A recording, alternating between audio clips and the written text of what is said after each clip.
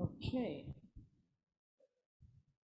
All right. Good morning, everyone, and welcome to this program. I hope we're all fine. We're doing okay. My name is Oluwadarasimi, and I'm the program coordinator for the Scale Up Lab programs, the agribusiness program, particularly at Faith Foundation. I want to say thank you all for joining us here, and it's a pleasure to see everyone, new faces, old faces, old faces. It's a pleasure to meet new people and to see everyone here. So thank you very much for coming. Without further ado, let me first apologize for the late start. I had a bit of technical issues, but we are good to start now. Thank you very much. So I'm going to call on Mr. Bambo. Is going to help us with okay. So sorry, so missing. I didn't see you in the room. The welcome address. Thank you very much. A round of applause, please.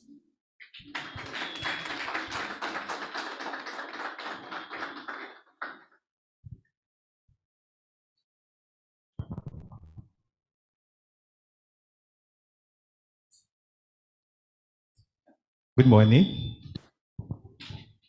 I'll continue to greet you good morning until you answer well. Good morning. Good morning. Aha, much better. I'm happy to be here. It's a good day. The pitch competition is finally here. Are you excited? You don't sound like you're excited. All right, so I would like to say a few things, welcoming everyone, first of all, and to recognize in our midst the presence of GAIN Deputy Country Director, who is also the GAIN Nigeria Head of Program in person of Dr. Abbas Yusuf. Thank you for joining us, sir. I'd also like to recognize the presence of our SBN. SBN is Scaling Up Nutrition Business Network Regional Country, Africa Regional Country Manager in person of Margaret Ngeda. Please. Yeah. And we have in our midst colleagues from the Republic of Benin who are also joining us to learn from how the network in Nigeria is operating. So my colleagues from Benin, please wave. Thank you. I would also recognize here the team who have been very instrumental in this, to make this possible, the Faith Foundation team. Particularly, I would like to recognize the Executive Director, Adenike Ademi, who is not here yet, but I'm sure she'll join us.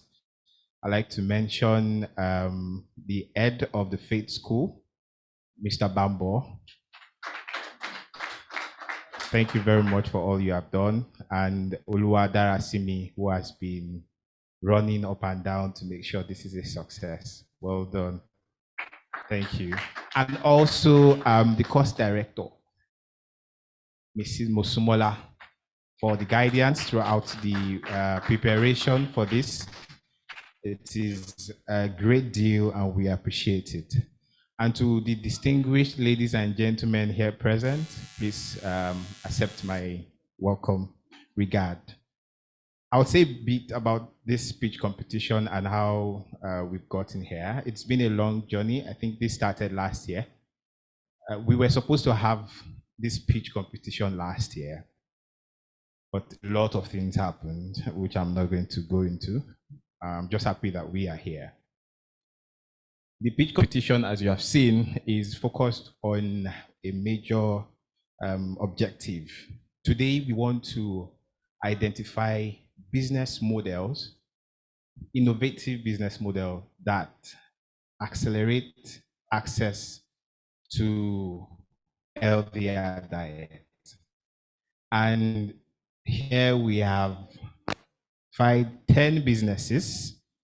Please, a round of applause for them, who will be pitching for a total of 10 million naira.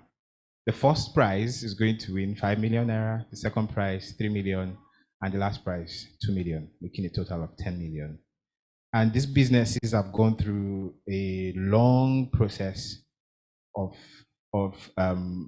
getting ready and ensuring that this is not going to be just another pitch competition, but one that will begin to transform what we want to see in Nigeria as a process for improving food security.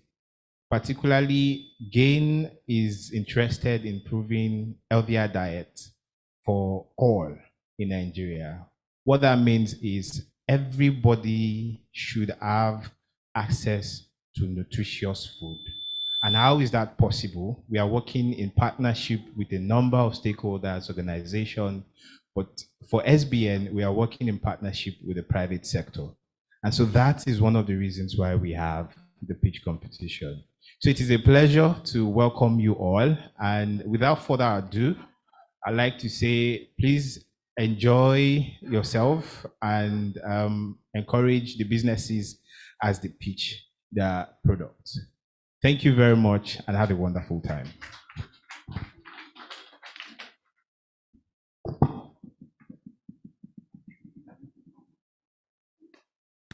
All right, thank you very much, Tomisi. Next, I'm going to call Mr. Bambo. Mr. Bambo is the Dean of Faith School and the champion of this School of Entrepreneurship. Please join me in welcome Mr. Bambo for the Faith Perspective.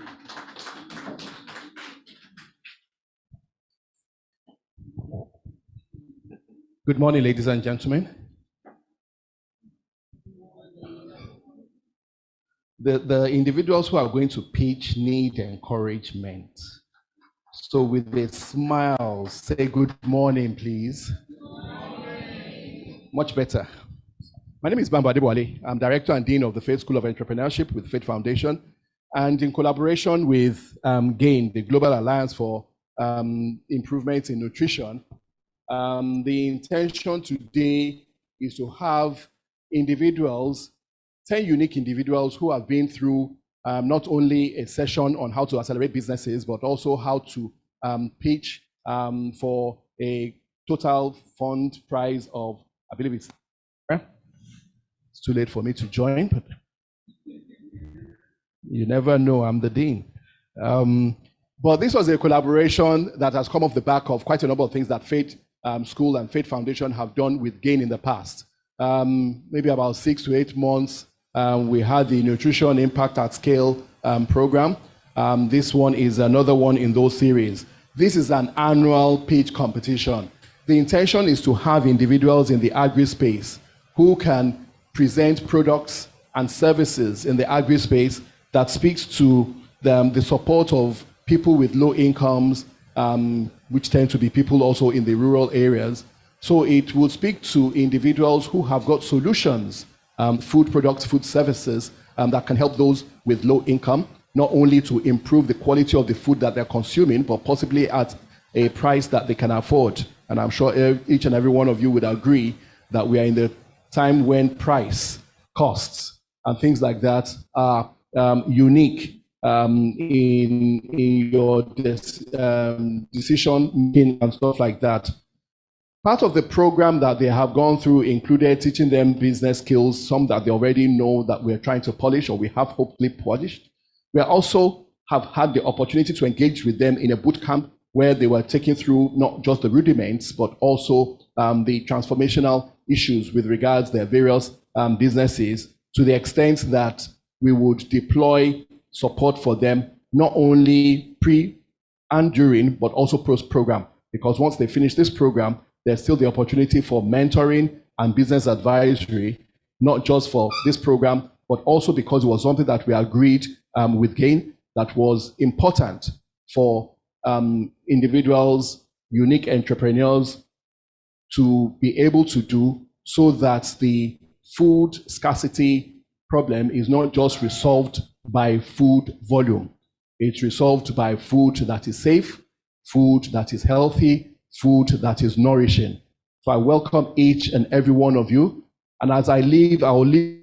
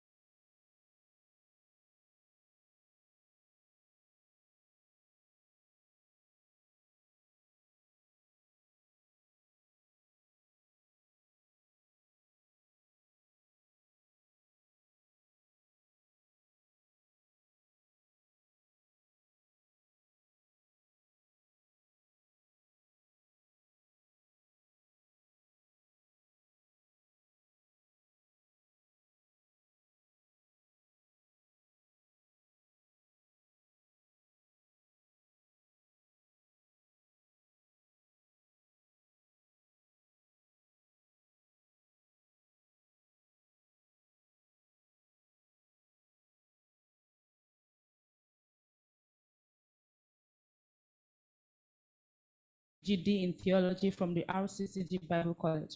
He started his career as a laboratory demonstrator in 1966 in the Department of Biochemistry, Lagos State University. And over the years, he's taught and supervised several undergraduate MSc and PhD students. He has done several researches on isolation, functional properties, and utilization of potential taumartin, a natural non-nutritive sweetener, the role of zinc in the treatment of onchocerciasis, sorry about that, infected, I'm not a biochemist, infected mice, nutritional status of undergraduates in Nigerian universities, glycemic indices of selected Nigerian foods, nutritional evaluation, industrial utilization, potential of some underutilized food crops in Nigeria, antioxidants, anti-diabetics, anti-cancer, properties of local plant extracts. In short, Professor Adu is a professor and is a professor of nutrition. Thank you very much. All right, next I'll go to the only woman on the seat. Please, we did International Women's Day shortly. Please let me give a round of applause to her once again. We have Dr. Eileen Imore. Thank you. So Dr. Eileen Imore is the Managing Director of Sciential Partners Innovation Hub. She is a venture builder, transformational entrepreneurship advisor, and coach to founders and growing ventures in Africa. She's an experienced board member and non-executive director with over 10 years of board directorship experience across multiple sectors in publicly quoted and private organizations. She's a co-founder of Anti-Ellen Food Processing Limited, Green Tech Space, and Agro Verified. Can you see that she's our own? Currently, she's championing youth and women in the agribusiness ecosystem and sustainability, technology-enabled ventures, and also working with founders to tell their stories and properly position their businesses for growth. Thank you very much for being here, Ms. Dr. Ellen. And last but definitely not the least, this is going to blow your mind. I have Ibrahim Tiamiyu here with us. Mr. Ibrahim Tiamiyu, please, let's see you. Thank you. Thank you very much for joining us. Mr. Ibrahim is fondly called Plan B by his friends. He's a parallel entrepreneur and the founder and chairman of Plan B Group with interest in training and consultancy, healthcare, it's on the board, healthcare, digital marketing services, and e-commerce. He's the founder of Strictly Business NG, an online platform where he shares ideas and strategies with fellow entrepreneurs on SME planning, building, sustainability, and scaling. He's also the lead facilitator at Go Digital Academy and a co-founder at Shawara Partners Limited. The certified digital facilitator from Click Institute, Washington, D.C. Award-winning Young African Leaders Initiative, alumnus and fellow. Plan B is a highly speaker, facilitator, and trainer when it comes to business, investment, youth, and organization development. He served on the faculty of the Junior International JCI Nigeria Leadership Academy for 4 years, 2016, 2017. 2019 in Ibadan, Uyo, Abuja and Abeokuta respectively, participating in the training of well over 100 participants who hired to successfully hold different positions within JCI in their professions and in their communities as well. He also served on the faculty of the JCI Trainers Academy for 2 consecutive years, training over 60 participants to become Nigeria certified trainers in Abeokuta and Benin respectively. Ladies and gentlemen, we have Mr. Ibrahim Tiamiyu. Please join me in giving a round of applause to the judges all together. Thank you very much, Saz and Ma, for being here with us. We really appreciate you. Next, we're going to be going now to the presentation and competition proper. And let's take a deep breath. We're about to launch into the deep waters. Like we're really about to launch into the deep waters. Let's take a deep breath, calm down. All right, we're going to start now. And media, are we ready?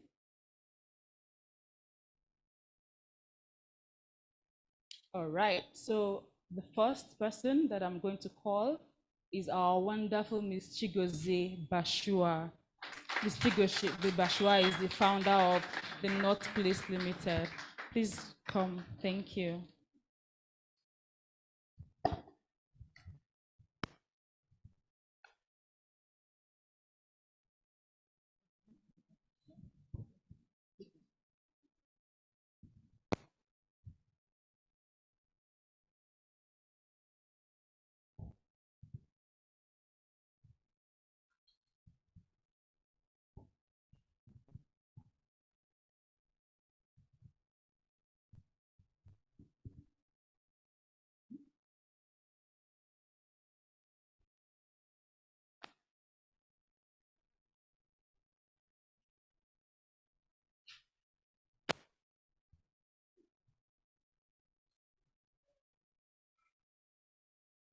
So before we start, I skipped a step of telling everyone what they will be judged on.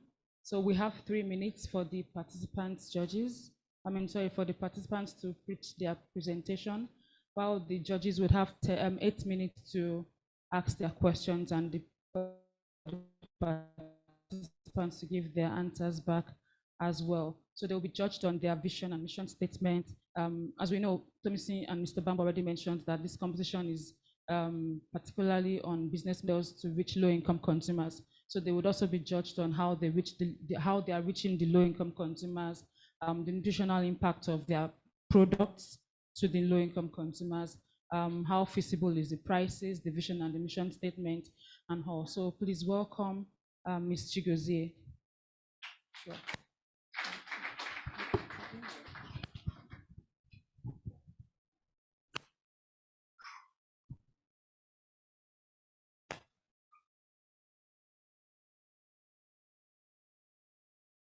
Good morning, everyone. My name is Chigozie Bashwa. I am the founder of A North Place, a sustainable food processing company that makes locally grown.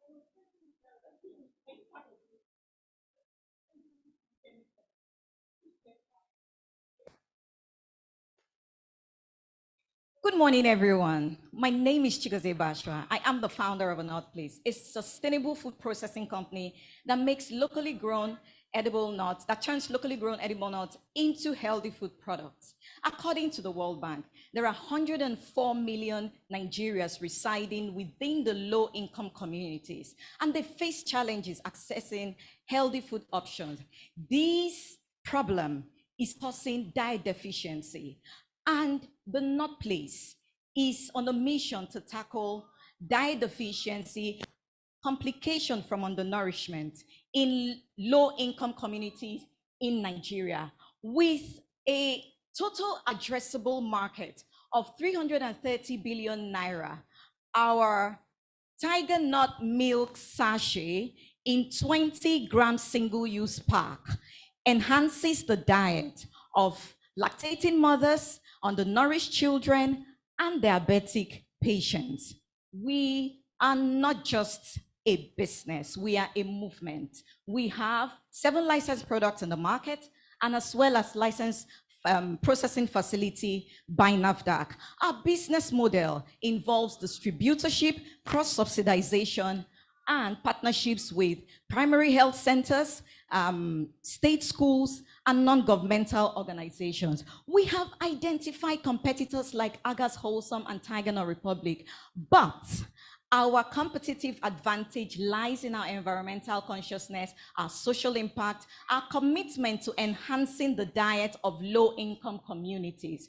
Our team is made up of we are an 80% female-dominated team with a combined work experience of over 25 years. We intend to sell our product for 1,000 naira for a row of 10 pieces. When we do that and target 120,000 people a month, for the rest of the year, we will be making 90 million naira. Therefore, we are asking for 5 million naira for proper of this product, machinery, NAFDAC addition compliance, and marketing. Thank you.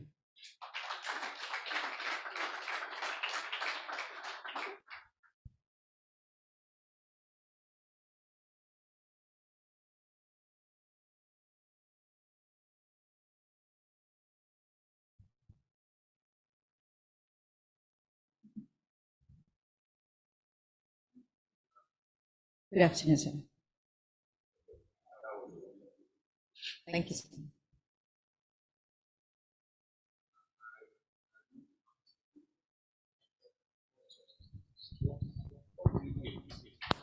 What nutrient is your tiger nut supplying? You talked about diet deficiency. I would have thought maybe nutrient deficiency. But what nutrient is it supplying? Please just take note of those questions. You're going to answer them together. Then who exactly is your product meant for? Is it for lactating mothers? Or is it for children? Let's know who is meant for, or is it for? And lastly, how do you source for your nuts? And how sustainable do you think this is going to be? Thank you. Thank you, sir, for your question. Thank you, sir, for your question. Hold on. Yeah. Okay. Two questions I want to ask. One, how long have you been in business? Two, and then seven products with a projected revenue of 19 million. For you. I'd like you to share more. I'd like you to share more how you process these products. Seven of them for a fresh business that has limited resources. I'd like you to talk some more about it. I'd like you to talk some more about it. I need to understand your business. I feel that it might be better to scale down on the number of products, expand market size before you start adding to it. That's my initial feedback, but I'd like you to just share more. Maybe I don't know enough about the business. Sorry, ma'am. All right. I have two questions as well. The first is you have this audacious goal of selling 120,000 pieces per month. Is that right? Yes, sir. Okay. So in pricing, how well does your product compete with other similar products in the market in pricing? Secondly, I need you to kindly explain the unique selling point. What is unique about that? If you miss it in price, then they can consider that to go for your product, so that you can reach your goal of 120,000 in a month. Thank you. Okay. From the first question, I will say that our product, the vitamin,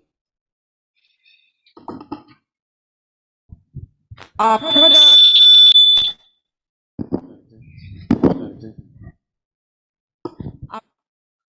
product supplies vitamin B. As you know, tiger nut milk is used to treat kwashiorkor in children. In the time past, when during the war and all that, research shows that tiger nut milk is used for malnutrition, and our target audience is so tiger nut milk. Why we target lactating mothers, undernourished children, and diabetic patients are because tiger nut milk has different composites. So it is good for milk boosters. So because of that particular property, the lactating mothers can use it. And then because it's also used to treat malnutrition, we target undernourished children. Now, tiger nut milk has low glycemic index, and so it helps with blood sugar regulation. So that's why we also target diabetic patients. We source from the north because tiger nut milk is predominantly grown in the Sahel, which is, of course, boundaries between Nigeria and the north. So our products come from northern Nigeria.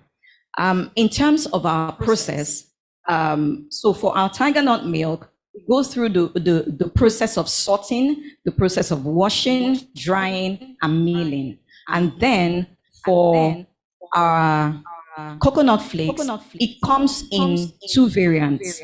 So, and the process goes through the peeling, the shredding,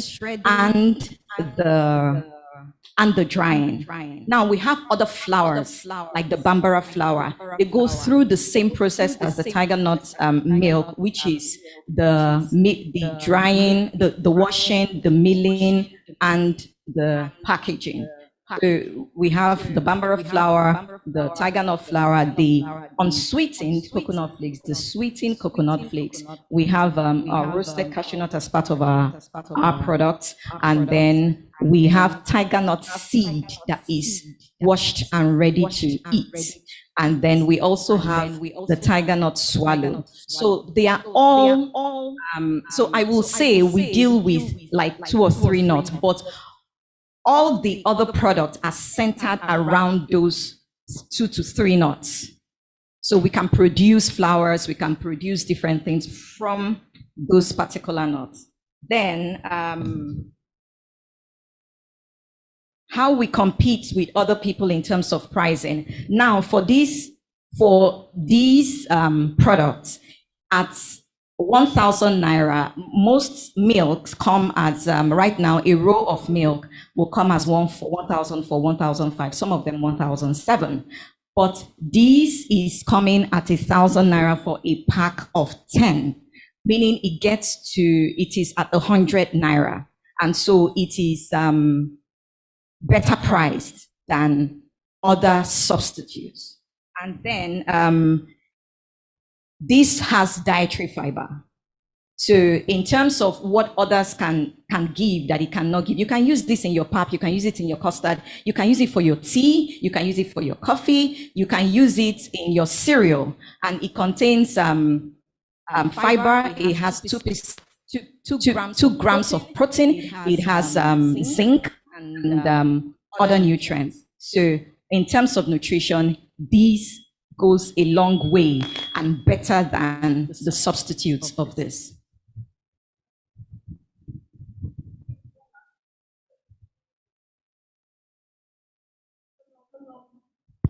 How long have you been doing this one? And then how do you market your products? Okay, so we commenced operation in 2016, and we commenced with the big pack, which is the tiger nut flour.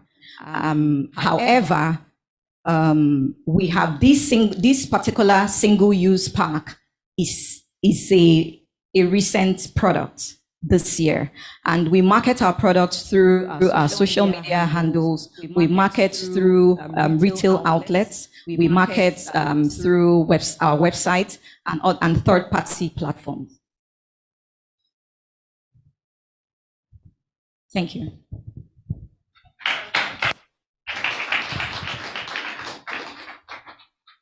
Thank you very much. So would give 2 minutes for the judges to score before we move on to the next person. The next person will be Saidat. Miss Saidat, you can start getting ready.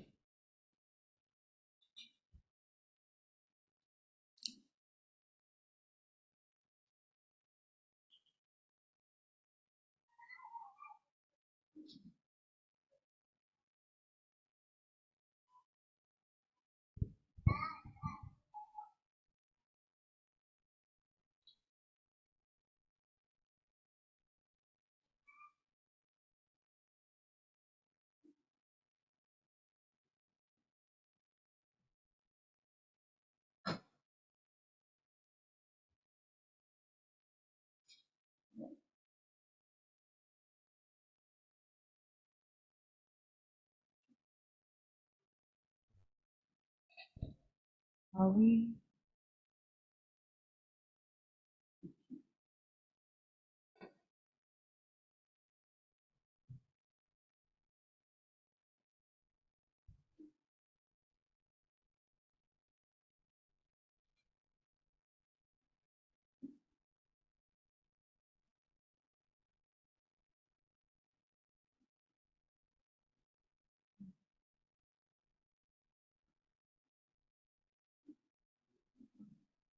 Are we ready, ma?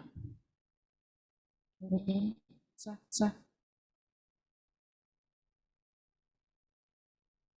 Sir, are we ready? Mr. Ibrahim? Okay, okay. Sorry, please, a few seconds more. Thank you. Oh, okay.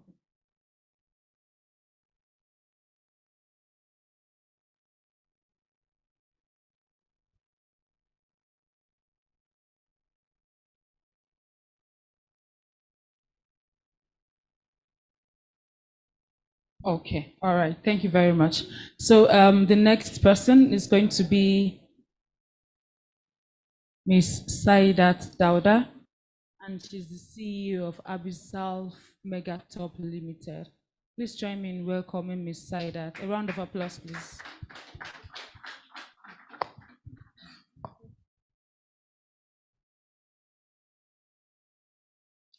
Good morning, everyone. My name is Dauda Saidat, the CEO of Abisal Megatop Limited. Abisal is a food processing company, and our products are NAFDAC, SON, CAC compliant. We solve malnutrition problem. Over 2 million children in Nigeria suffer from acute malnutrition, and 7% of women at childbearing age suffer from severe malnutrition. We solve this problem by adding values into our local crops, which are sourced locally from our registered farmers, to make the people at the bottom of the pyramid to eat their food as their medicine, and also to reduce poverty rate in our community. Our total serviceable market is 63% of Nigerian population, equivalent to 160 million, and our serviceable addressable market is 31% of the population. We produce chicken millets, vitamin A maize flour that are rich in vitamins, minerals, and proteins. For lactating mothers, children, and adults, to make them to eat their food as their medicine, we have different size pack, and also we have different flavors of this product. We have gained early traction through our collaboration with national and international organizations and with community health organizations. The positive feedback of people and also the increase in demand has validated our product to be effective. Our business model revolves around direct and indirect sales. We do B2B, B2C, waste to wealth, and also services to nano enterprises. Our competitors are Grandos, Ogiara, Ogi.com, and what sets us apart is our quality, affordable, nutritious, and accessible products. Last year, we produced 150,000 G-corn millet small pack that reached 60,000 people at the bottom of the pyramid. Our ask is 5 million naira. To scale up our business, 60% of this money will go for automated packaging machine, 30% for raw materials, and 10% for marketing. We project to produce 10 million G-corn millet sachets that will reach 7 million people at the bottom of the pyramid. Our team are dedicated, passionate, and experienced, which have expertise in agriculture, community engagement, and nutrition. Join me. We at Abisal Foods, we believe everybody deserves good food. Join me to do this work. Thank you.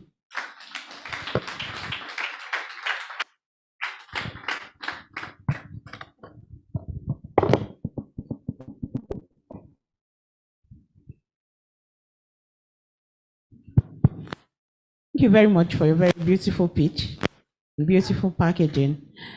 The first question I want to ask is, can you go back to that slide on how much you made last year?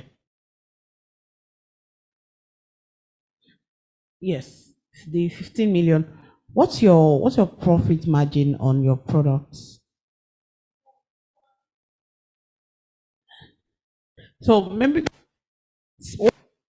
notice one, what's your margin? And is this have this guinea corn, this millets, the G-corn millets, is that the only product you have? Thank you very much, Saidat. Now, I love the fact that you have your nutrition labeling on your pack, which is very good, very good. Now, but let me also ask, in terms of safety, how safe would you say this? And this safety has to do with your processing. So how will you, from the time you get your raw materials to the time you finish, how do you store both the raw material and the product. Then how long have you started this particular business? Thank you. All right. The professor and the doctor are academically cheating me here. They took 2 questions out of the questions I jotted down for the participants.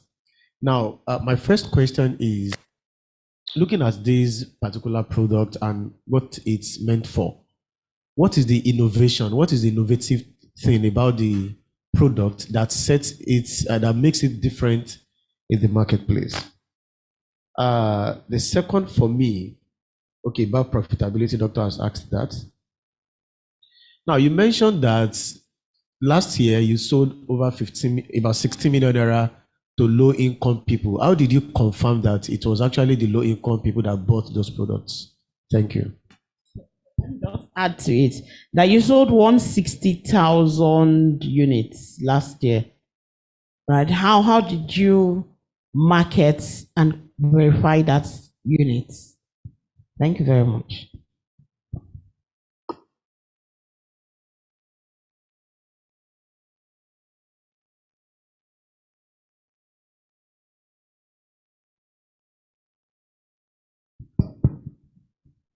All right, thank you.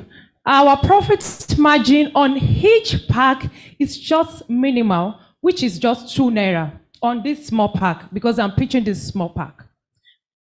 A pack is 100 naira, and we have distributor price, we have wholesalers price, and we have retailers price. And our profit margin on this small pack is just 2 naira, and it's a number, is a game of number. The more we sell, the more we gain. Just let us multiply like 1 million people buying this particular product times 2 naira. That's 2 million naira. So that's our profit margin. And this is not only products we are producing. We have other products, which is vitamin A maize flour, introduced by Gain, and one of the processors in Oyo State that produce vitamin A maize into flour. And in terms of safety, processing and storage, thank you very much for that question. Because we get our raw materials from registered farmers. What did I mean by registered farmer? In 2020, we used to get our raw materials from North, but in 2020, because of COVID-19, we have this issue of getting our raw materials from North. So this makes us to think innovatively on how to get our raw materials within our area. And we come up with forming women in clusters, women cluster farmers to produce all these products, raw materials for us. So we get our raw materials, and it helps us for traceability, and also it helps to also all those women to get their earnings from it as well. And that's why I said we reduce poverty rates in our communities. And for storage, we have quality, we have a space that can, because we have separate space for each cereal. Because if you combine all together, it can cause weevils and every other thing. So we have nice storage facility. And the question is, how long have we? Okay, we've started the company since 2015. That's October 2023. That's 8 years ago. And the innovation of the product. Our product is so innovative. Other competitors, some combine all these cereal with ginger and garlic. But our own is that we also combine it with products that has vitamin, that are fortified with vitamins. Like, okay, this chicken millet, to fortify it with vitamin A, we mix little vitamin A maize so that it will be like natural fortification. And with that, our customer will eat nutritious food that are rich in vitamin A for their sight, for their brain, and to improve their immune system. And how we reach low-income earners? Thank you. Last year, I said we sold up to 150,000 this small pack. we didn't have much money to market our products. So we came up with another strategy on how to reach these people. We were producing this 500 gram. Later we think, okay, we should just go into this small sachet to be able to reach these small farmers, small earners. And with that, we just come up with, if we really want to solve this malnutrition, we should start with what people are eating, how to add values into what they are eating. Because these are low earners, they don't believe in all these refined products. And even if they believe in these refined products, how much do they have to buy these products at once? So we come with this strategy of win-win strategy, training you on how to add values into your existing food, and with that we introduce our products to them, and also it allows them to accept this product more because they now believe that we don't add any other substances that can affect their health. And with that, the community people start to take this product and buy. Another thing is the price is very affordable. So 100 naira is very small, and we use all these small shops in the community as well. Say that one last question before we run out of time. You sold 60 million naira last year because yes. I saw Doctor punching the numbers as well. Yes. I punched, but you made 320,000 naira. Don't you think that is too small for a manufactured product? Are you saying that you paid your salary expenses from the 20? Was the 320 gain, the 2 naira gain, is it gross or net? Is it after all expenses or? Thank you. You have 10 seconds. Yes, because I am pitching this small pack, and that is why I'm telling you we make 2 naira. We have other products. This is chicken millet. On this particular one alone, we gain 150 naira on this particular, apart from the expenses, the logistics, and so on. So we have other products. We have beans flour. I did not bring it out because I'm here to market this, as in to pitch this small pack. Thank you.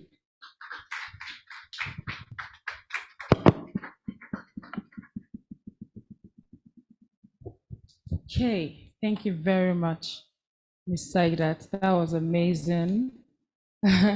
We're going to give our judges another, now 1 minute 47 seconds to finish up, to tidy up their scoring before we call on the next person.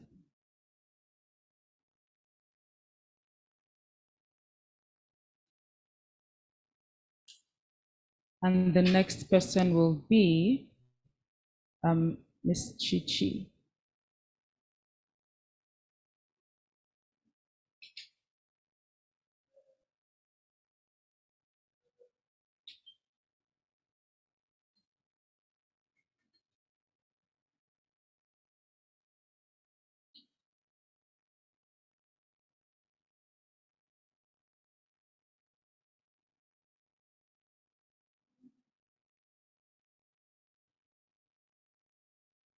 So, Ms. Chichi, you can step forward while we wait for, yes, please, a round of applause for Ms. Chichi. Thank you.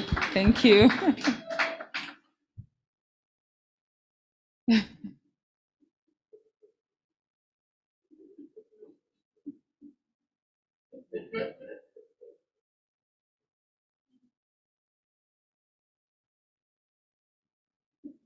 Okay. Okay, so we have 30 seconds more. Are we ready? Are you ready? We have a pen. Okay, great. All right, so we're going to start with Ms. Chichi is the CEO of Fozenses Foods, the company that makes ukwa. Yes. All right, thank you. Over to you.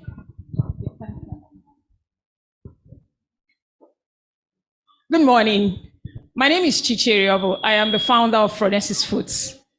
We are a protein-rich food processing company. Today, I want to share a story with you, a story about the story that drives our vision and the impact of nutrition foods in our lives. Blessing is a young girl in a rural community in Nigeria. Blessing is a young girl in a rural community in Nigeria.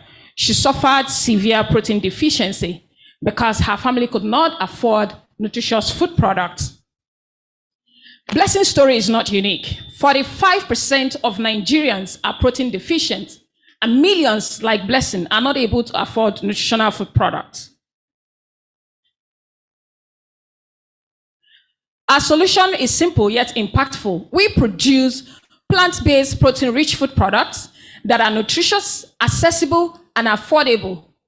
Our flagship product made from African breadfruit, locally known as okwa, contributes at least 22% of protein on every consumption. So the market size is huge, with a whopping 92.7 million Nigerians who do not consume protein on a daily basis. We have ourselves just 5% of that to service in 5 years.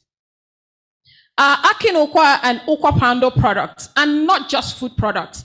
They are lifeline products for people like Blessing. Attraction is, we have international retail access. We have 30 retailers and affiliates. We have 15 distributors, and our product is in more than 57 local retail store chains. Our business model revolves around kiosk pack size segmentation. We do partnership with local authorities to get our product accessible to low-income consumers like Blessing and her family. Our competitor analysis, we have affordability of our product because we have direct access to raw materials. And of course, what sets us apart from our competitors is our pack size segmentation, and of course, experienced team members. All of our equipment, we own them. We don't outsource any, so that we can track the quality of our food production. With 5 million naira, we will be able to invest 55% on inventory, because at the moment, this particular product, we already sell 25,000 packs monthly. It was launched in September last year. So we are projecting to do 40,000 pieces monthly. And our price point is 100 naira for consumers and 1,000 naira for distributor prices. It's 12 in a row. So our distributors are making 200 naira. Sorry. Oh my God.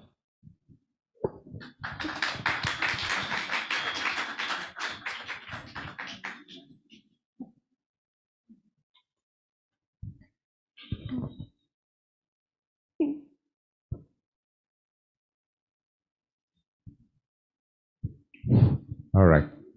Thank you very much, Chichi. That was also a very wonderful presentation. Thank you, sir. I have two questions. Now, your okwa is seasonal. Yes. The same thing with your plantain, most of the things So how do you deal with seasonal variations? So just note it. Then you also mentioned the fact that you've sold this number, how is it, what channel? Because I noticed that there's no NAFDAC number on the small pack. I don't know if you have it on this one. No. So how do you intend to push it without your NAFDAC number? I think that should be something you should work on quickly. Thank you. No, just stop. Okay, I have just one major question for you. This product is, from your presentation, this product is meant for low-income earners, right? Then there is a slide you showed that has your marketing strategies. You have distributors all over. I didn't really see any particular marketing strategy that is targeted towards the low-income earners.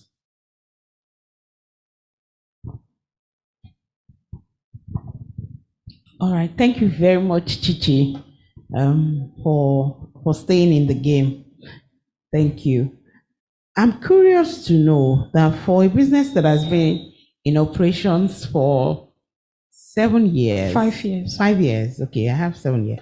For 5 years, your revenue is, for last year, I believe, was 11 million naira. Where will 5 million take you to? That was it was not sure where that figure is from. So what was your revenue for last year? We did 4.5 million. Yes. Okay. In the whole 4.5 or 45 million? 14.5. Okay, you did 14.5 last year. Yes.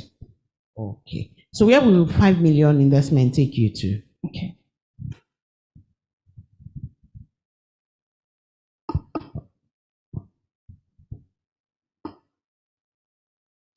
Thank you. Thank you so much. So the first question is, how do we deal with the seasonal? Two ways. Ukwa is a seasonal food product. That's our key raw materials. We do actually three things. We build up a storage process that lasts us. So currently we have entered Ukwa season. So it runs from March up into up into August, September. By October into January, February the next year, it's scarce. So what most people are selling at that time is storage, which is why we understand the shelf life of our products. So, and then we also work with plantations. So currently where we have where we have our current plant in Imo State, people are beginning to have Ukwa plantations as against the clusters that used to just happen in the communities. And what this plantation has been able to do is to find alternative ways to lengthen the production process, water, technology, and the rest of that. Now, it is not fully commercialized. It's still at the testing stage, but so far we have been able to get some results from that.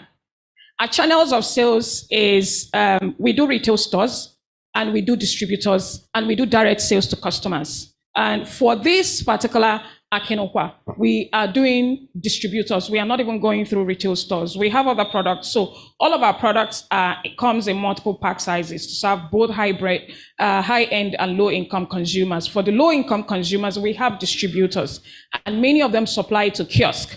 And then I also mentioned in part of our business model that we work with the local authorities in the communities to get the product, to get approval. Because one of the challenges we noticed was that when we were trying to set up maybe a store, initially we set up a store somewhere in Kano. We realized that when we were trying to get into, a sales point. When we were trying to get into there, the local authorities, we had challenges with them. So what we did was to have a sit down, and all the stakeholders came on board. So we have our rep and someone from the community who works together to ensure that the products are affordable for the people in the communities. So that's the strategies we use for low-income consumers. And some of them, we have had a point where we had to go through hospitals to talk about the nutritional benefits of our products. So we go in maybe where mothers are having antenatal, on days where they have antenatal. So we partner with hospital authorities to come and talk about the nutritional benefits of our products, and then we make it accessible, available for them to buy. So the 5 million naira is going into inventory. The mass market, the Akinokwa product and the Ukwa pound. By the way, sorry, one of the questions was NAFDAC license. All the products are have NAFDAC license. Yes, sir. I'm sorry if that's not visible enough. Yes. So, we are investing 55% of the funding into building up our inventory. We currently have pending LPOs we are not able to serve. So which means that we have been able to ascertain market validation for these products. So we are also having some of our distributors pay up ahead and then have to queue for weeks for us to make production, because we do not have the money to actually produce and then supply them. So that delays market supply for us. So which is why 55% of the funding is going into inventory. We need to buy our products in bulk and be able to serve our pending market demand. And then we're investing 25% in marketing. As much as these are, only our company is currently doing Ukwa in sachet like this, and also doing the pound. So we need to do a lot of street marketing. We are attending a lot of exhibitions. We are also doing a lot of social media marketing. And then we're hiring new talents. The demand of what we're doing is growing, and we need more people on board to help us execute. Thank you. Yeah, thank you. You mentioned blessing in your presentation. Yes. How old is Blessing? Blessing is 18. Then in your presentation again, you mentioned a pregnant woman. No, I didn't. No, you said you go for antenatal clinics to market the product. So I use that as an example. So we go into the clinic on days where people come in clusters for a particular thing. Is the product for Blessing or for a pregnant woman or it's for babies? For families. Okay, for the entire family. For families, yes. Okay, thank you. Thank you.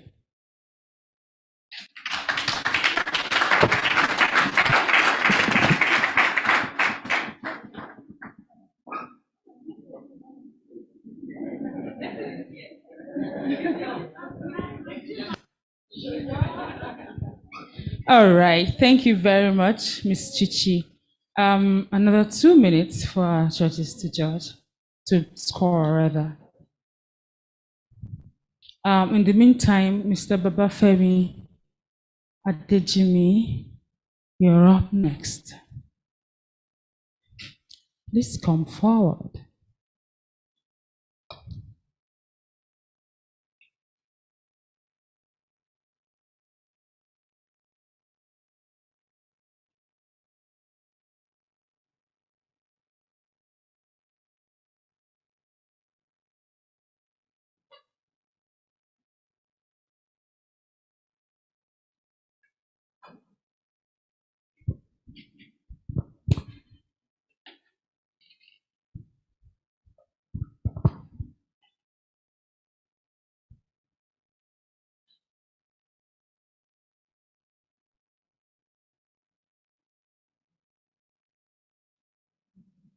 Are we?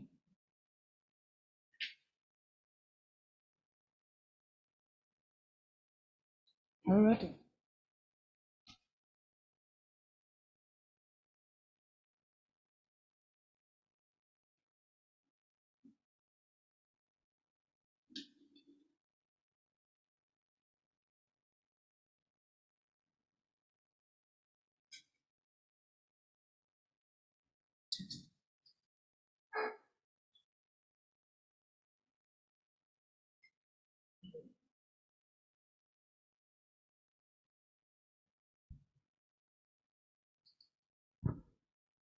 All right. I will. Okay.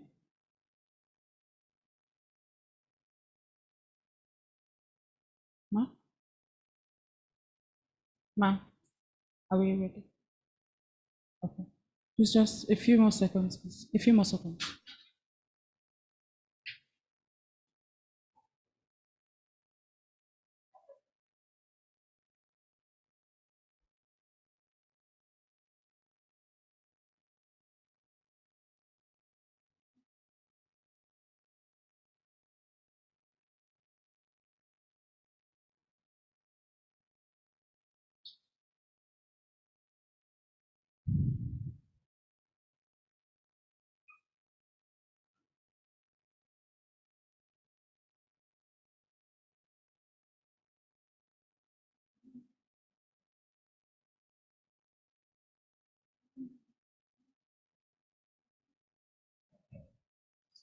Okay.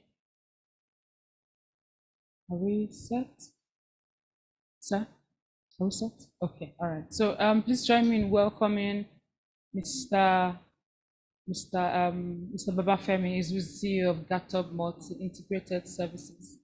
A round of applause for him, please.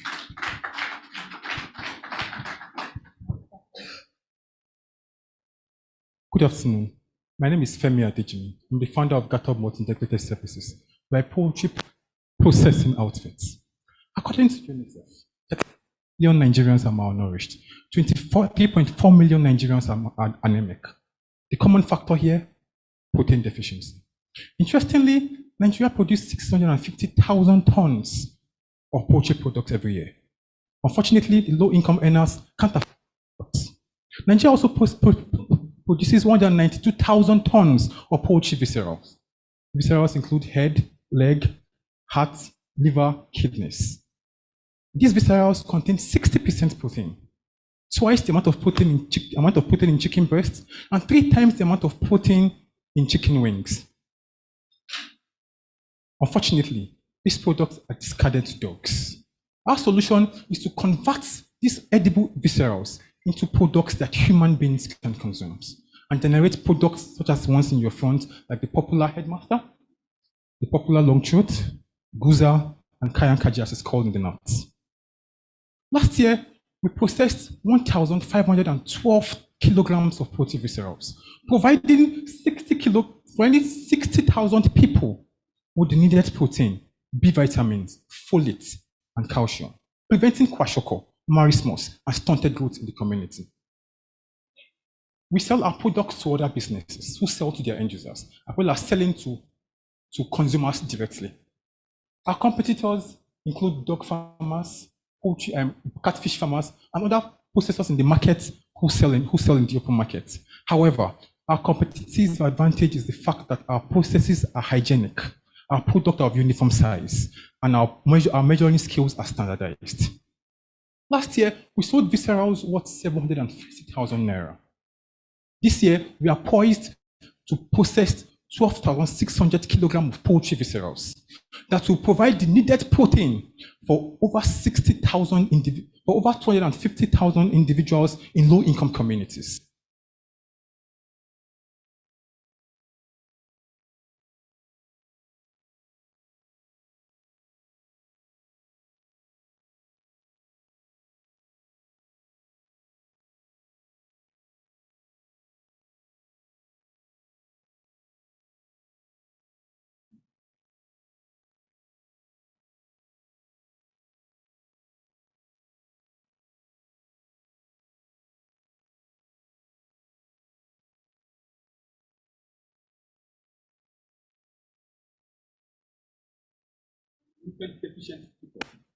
We can't afford to continue to discard the 192 tons of poultry viscerals.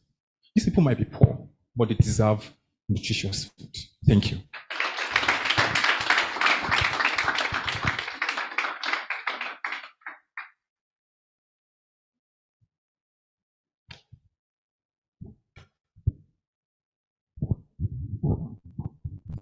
Thank you very much, Baba Femi, for your presentation.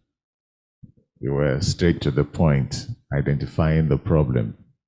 I have a few questions. Now, what we have, you have added, you treat this. What do you use in treating, I mean, for your, these spices and all that? How do you handle it? Right, then is it fried? Or so what kind of processing do you have there? Then I also issue of because what I have in front of me is, I think, is chicken head and chicken legs.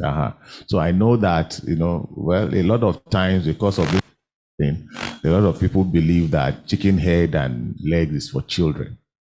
So how do you intend to handle that bias that this will set? So thank you.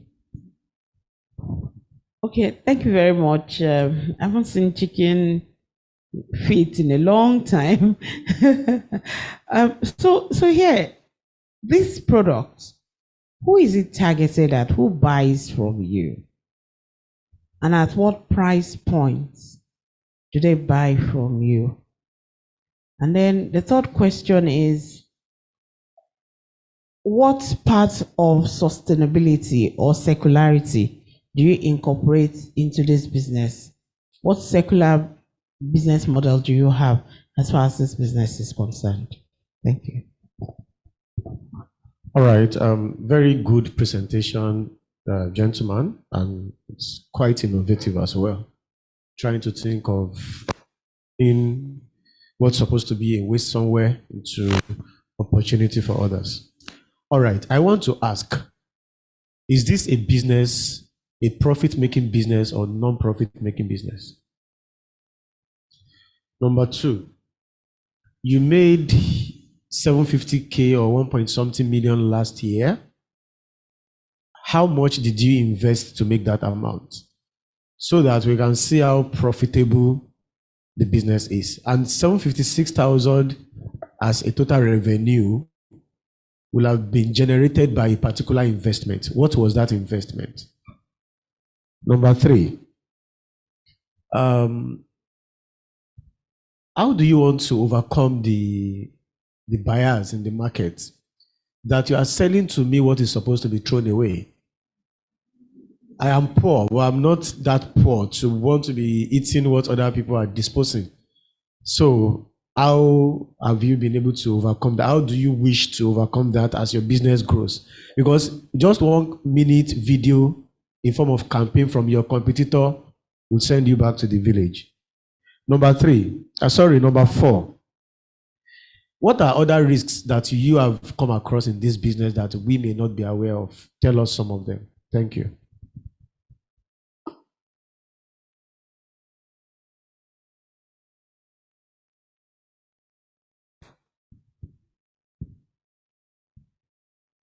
Thank you very much, sir. We are a poultry production and processing company. So ordinarily, we produce poultry.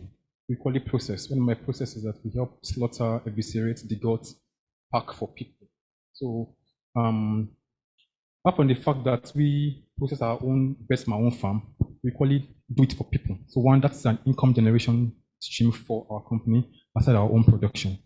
Number 2, like she said, she hasn't seen head and leg in a very long time. That's because what you the breast and the thighs and the joint.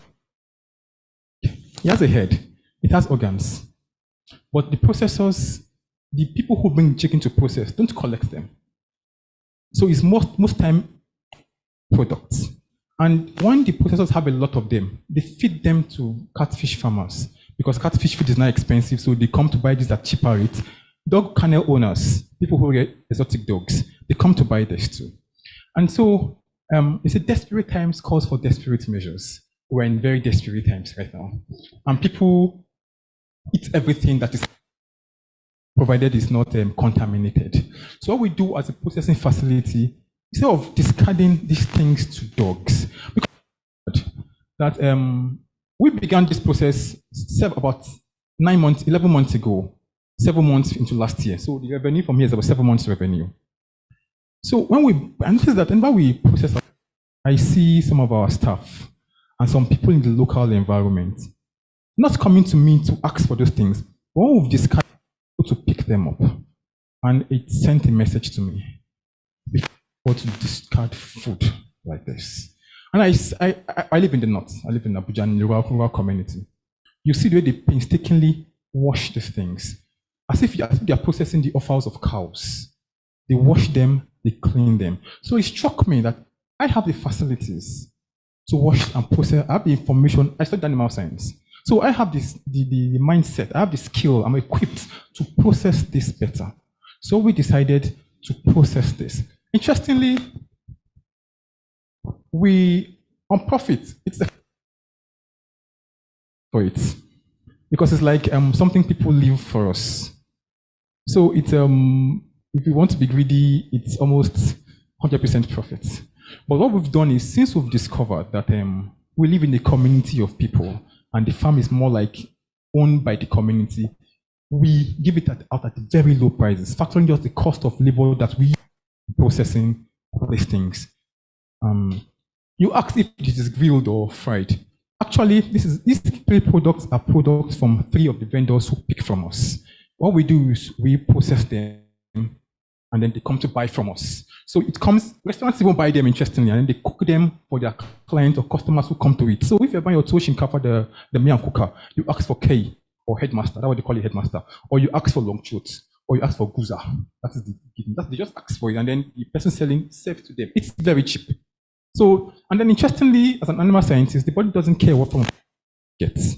Amino acids is amino acid. Interestingly, this thing contains 60% protein, more than chicken breast. So those low-income guys actually benefit more than some of the. Thank you. Lastly, you asked who buys from us. In the last 3 months from January, we've sold more than what we sold in the last 7 months.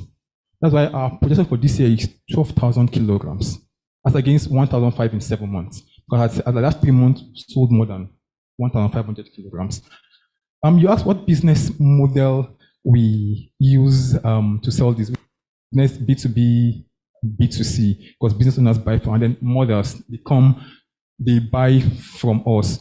What's the revenue stream? We're a poultry farm. So we have, and then we call it BSF larva, bacterial fly larva farming. You ask, how do you overcome, the bias has overcome itself already. The economy has overcome that bias. And you ask them, if it is not waste, it is food. Thank you very much. Thank you. So just one minute on the issue of the protein, amino acid. Of course, they are essential amino acid. I know that for the leg and head, because it's most likely to be, of course, calcium that you are getting from it. So the protein quality of that is not, so this will not meet the protein need. Thank you.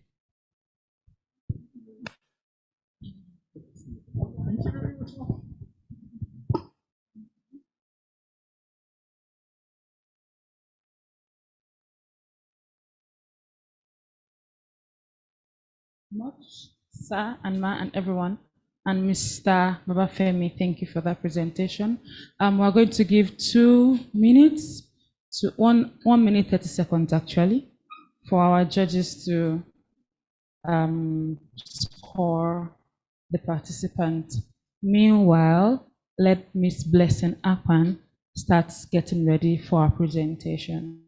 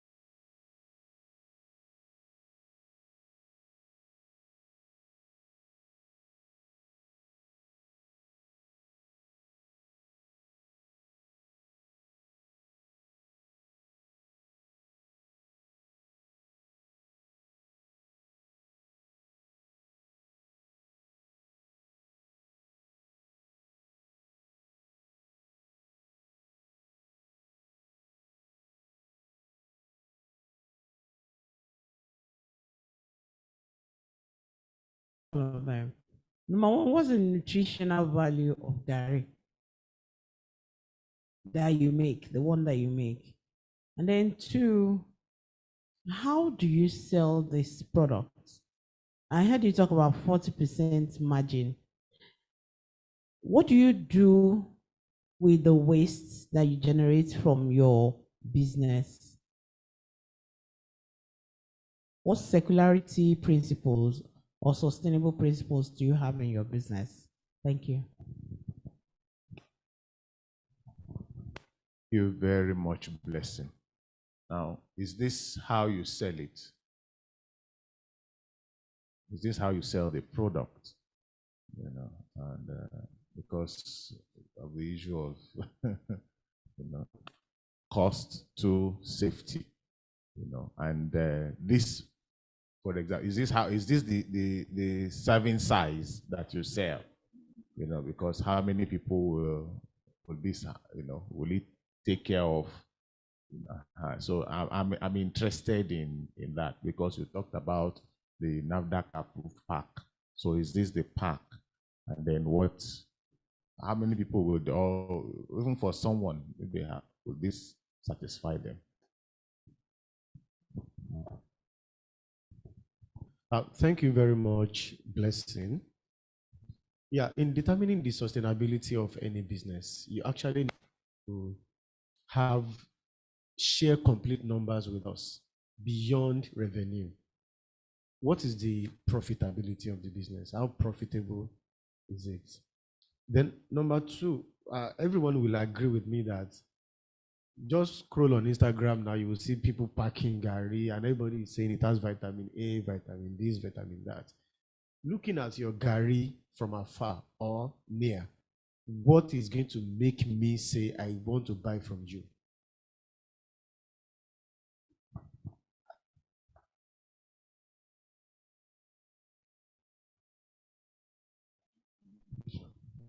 What is the innovation? Thank you.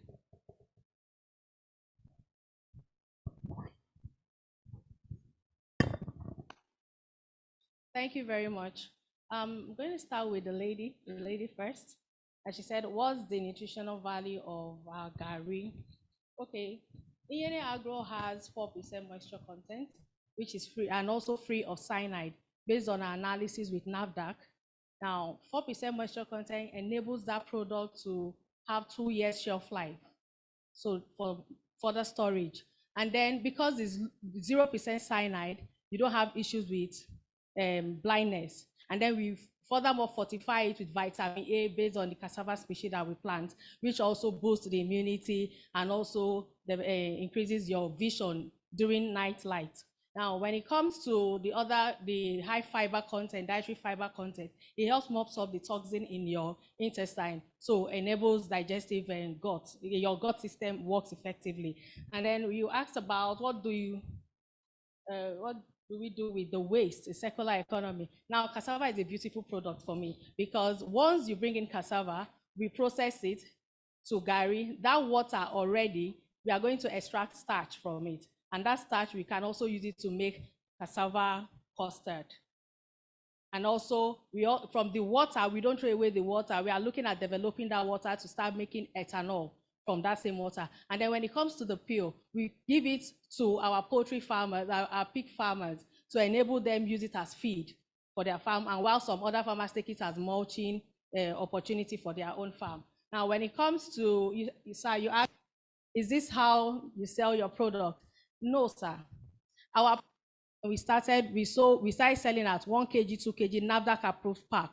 Now, when we understood that even in our factory, that most of the people that process our gari, they want to drink gari, they want to eat, and then even the young people in the tech space, actually looking into their computer system, are always hungry and they don't have money. So we created this particular ready-to-drink pack where they'll just put sugar, put granules, and they are good to clean. Then that little part you see there can actually swell up to the line where that cup is. And then you asked, is this NAFDAC approved pack? I've already answered that, sir. And then you asked, what is the innovativeness in our product? Is the 4% moisture content, free of cyanide, that is our innovativeness in the product, enabling 2 years shelf life, and also using, because Gary is everywhere. And again, we are setting up modular processing facility in rural community closer to the farmer, teaching them. You can see from our model, we are also training them on how to process safe food, because we are safe food conscious. Some of our farmers, I didn't even realize that the Gary that they eat has been poisoning them. And if his food is not safe, it's not food. So most of them, when the former Gary they buy in the market that is 10% moisture content, only stays for 3 months. So when they eat it, they end up having stomach pain and don't even know where the source is until I introduce them to a safer way of processing. And every time they take our Gary, they come back and tell me, I've never had that issue of stomach pain again. And so you asked, what is the profitability of this business? Sir, when I started with just 14,000 naira, and today we're able to build a factory. We're able to get 600 farmers working with us. The profitability of our business is that we ensure that we don't lose anything, nothing is wasted in our factory, and every part of measure, we measure our success. So our 4% moisture content is also giving us, by the time you translate it, because of the quality, we sell to high network individuals. That's why we have cross-subsidization method, so that the higher individuals buy the higher pack, while the lower people can still access their daily food and also process in a safe way. So we make 40% profit margin on every pack that we produce. So it's actually profitable for us, and that's helped us grow sustainably over the years. Yes, I have.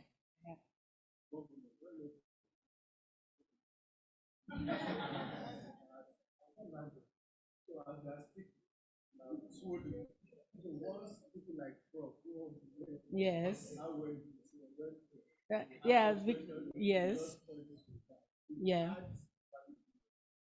Thank you very much. And if you just take a test, you can easily attest to the crunchiness and the dryness of it. Thank you.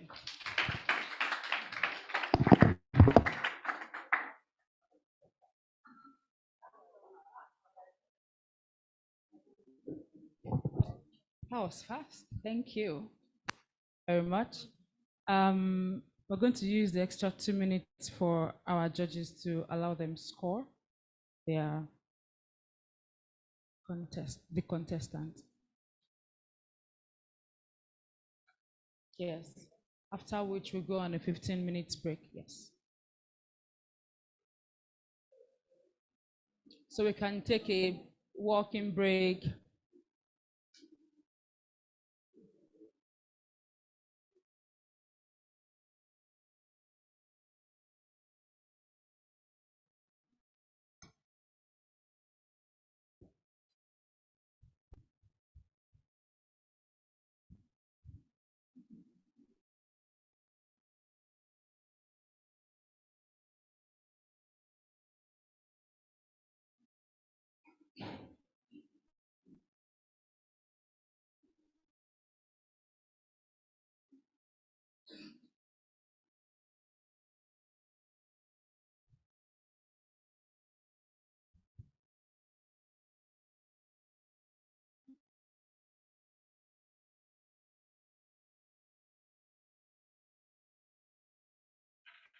All right. Are we done?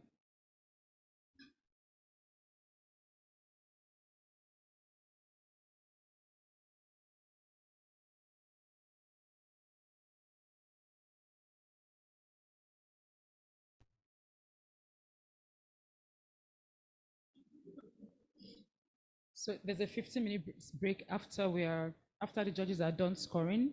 So we can, take a toilet break, coffee break, water break, whatever form of break you want to take. 15 minutes. After then, we'll go to Ms. Firo El Hassan. Consider it like a commercial break. We're going on a commercial break.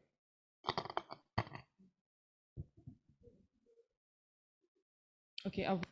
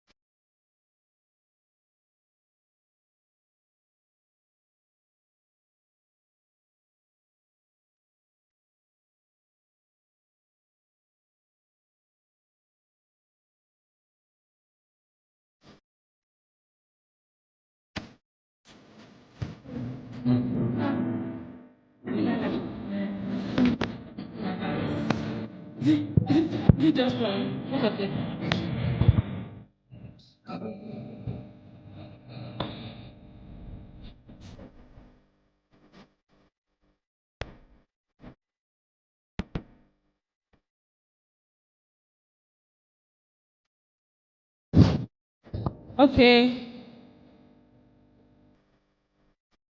Let's start coming in. If you're outside, let's start coming in, please. Please, let's start coming in. Thank you. Look to your left, is there anyone missing? To your right, is there anyone missing? Sorry. Is there any seat left vacant? Sorry.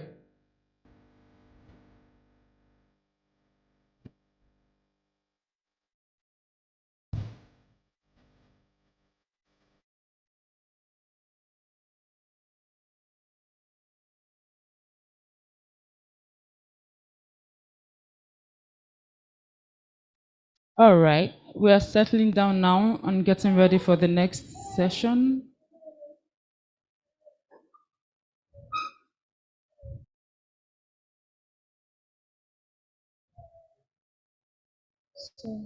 Yes.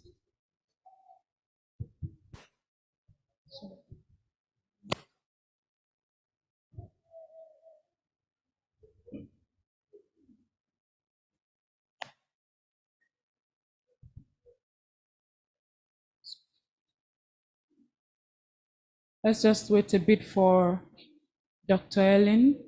Yes, ma'am. All right.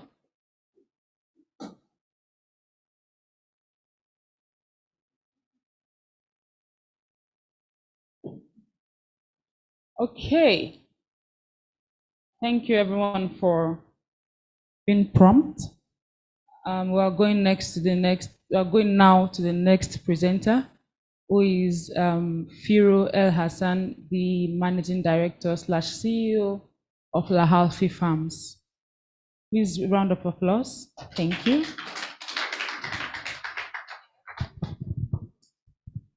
Good morning, everyone. My name is Firo El Hassan, and I'll be introducing to you today Laalfy Farms, your favorite fruit and vegetable processor. We promote health through nutrition by processing fruits and vegetables. 14.7 million people in Nigeria, the children under 5, suffer from severe malnutrition. 35.3 million women and children under 5 are anemic, because anemia is a major complication from malnutrition. That focuses on the dehydration technique, producing nutrient-dense that losses and then are also shelf-stable and affordable.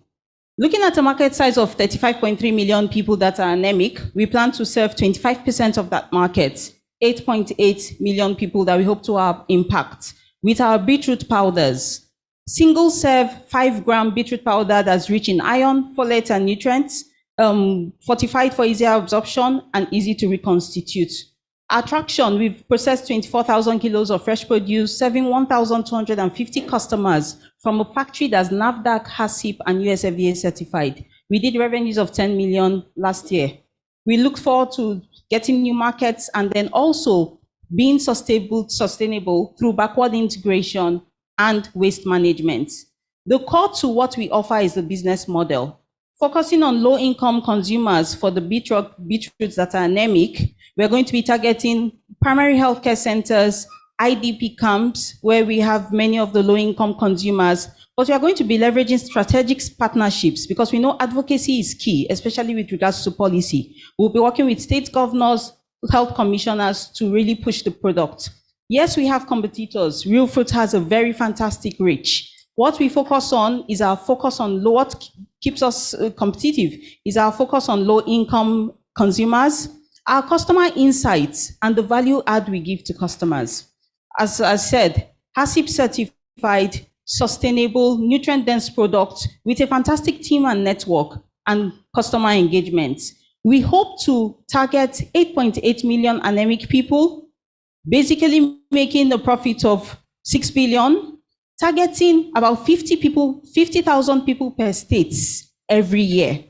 50,000 people that are anemic, to put them back on the path to health. In order to reach those numbers, we need to double our capacity from 15 to 34 daily capacity. And we'll be using the funds we get to get packaging and machines, dehydrators, while also regularizing our NAFDAC certifications for this new pack size marketing and distribution. Join us on this journey to put people back to health and get them working in the States. Thank you.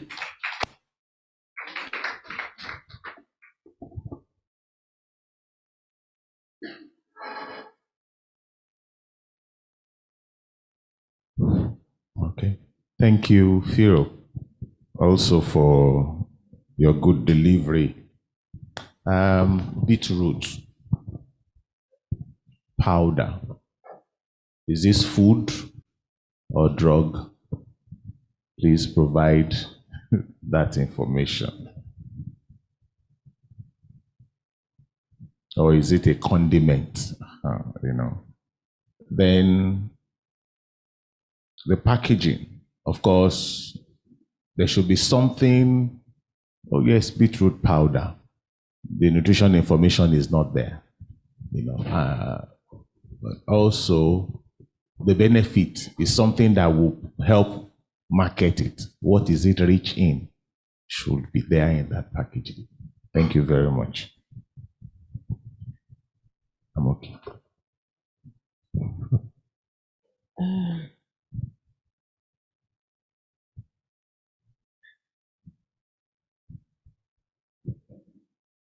Okay, so how much does this cost? And then in how many sizes do you have this pack?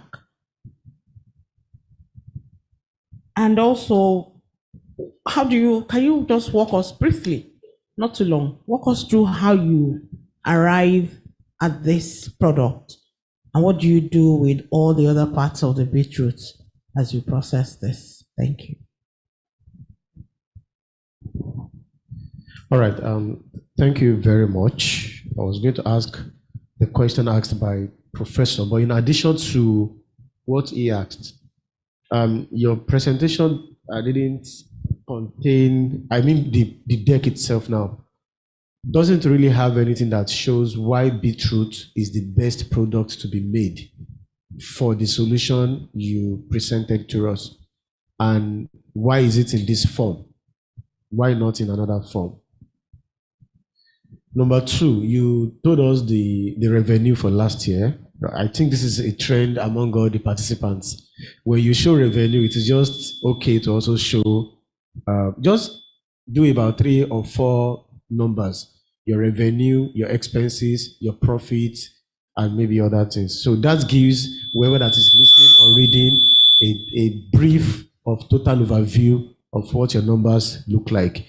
Big numbers doesn't mean big profit. Okay, the price has been asked.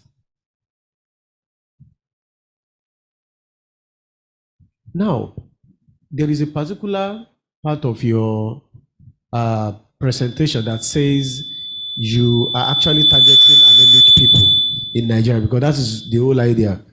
Then you sold over 10 million naira. What gave you the impression that only anemic people bought the over 10 million naira and not somebody who just like beetroot, who knows other health benefits of beetroot? So now we are in between profitability and meeting or the real impact of the business. Thank you. Okay, so thank you very much for questions that have been asked. The first question with regards to whether it's food, drug, or condiments. So what we are focusing on is the nutritional benefits of beetroots to help the low-income consumers better absorb food nutrients. Also focusing on the fact that with most malnutrition cases, over 70% of them have this accompanying issue of anemia. So while we are tackling malnutrition, anemia also has to be tackled. So the beetroot powder, single serve, poured into water and drank. For the low-income consumers, also poured into local drinks, kunu, zobo. That's how it's going to be used. It's also used in swallow. It changes the color, but the focus is the nutritional benefits. So that's how the beetroot is used. For the benefits and the nutritional, on the packaging, we are actually redoing our packaging. But for all our products, we have quite a number of products. And we normally do our nutritional analysis for our products. So when customers ask for that information, we put it on there. We are rebranding in 1 to 2 years. And of course, the nutritional facts will be mentioned on the products. Sorry? This is an existing product that's actually in the markets. Yes. So with the new packaging, which is some of what we are asking for funds for, we are going to have the nutritional facts on there and all of that information. But we have the lab reports. For the costs, the current size we sell the products in is the 100-gram size, 20 servings of 5 gram each. Now, we know because we are targeting the low-income consumers, they won't be able to afford this pack that is 3,500 naira. So we are working with single pack sizes that are fortified to give them the nutrients that they need, but at an affordable price of 175 naira for the single gram size, for the 5 gram size. What do we do with the other parts of beetroot? So the leaves are very nutritious. As we speak, we dry up the leaves and use them as green powders. We sell them to customers that need them as green powders, very rich in iron, very rich in zinc too. So that's what we do. We have a customer base that actually uses the beetroot leaves currently. We also have the skincare industry. We are all about the circular economy. So things like our peels, we have other products, carrot powder, and in addition to beetroot powder.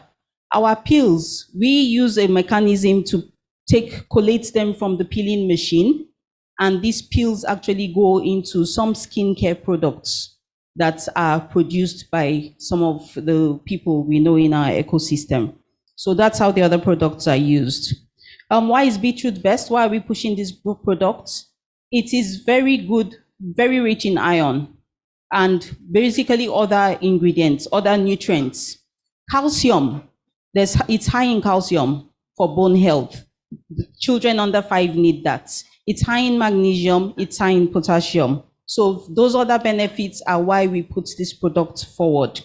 And why is it in this form? Beetroot, naturally, moving fresh products, we all know what it is like trying to deal with NEPA.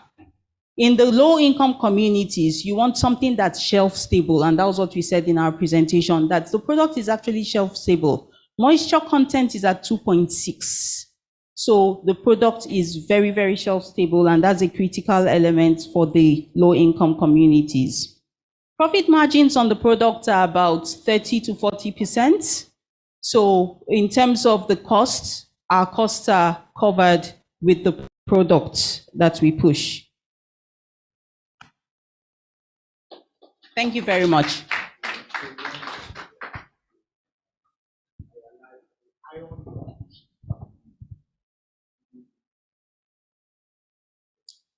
Yes, so that was, when we started this business, if you look at the analysis, it was in 2020.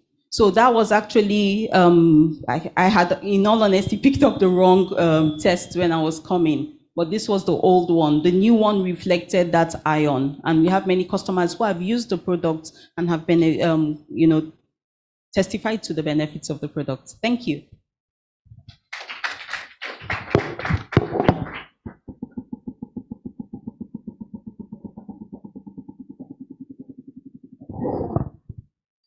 So we'll allow 2 minutes for the judges to score.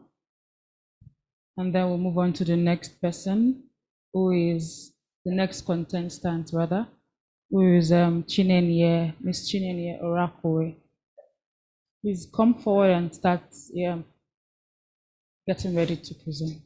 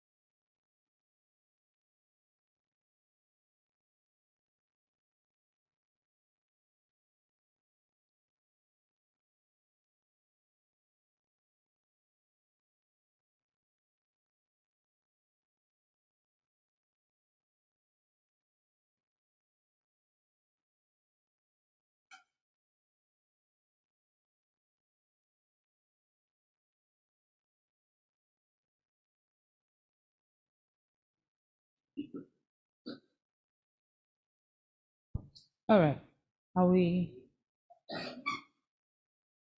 done?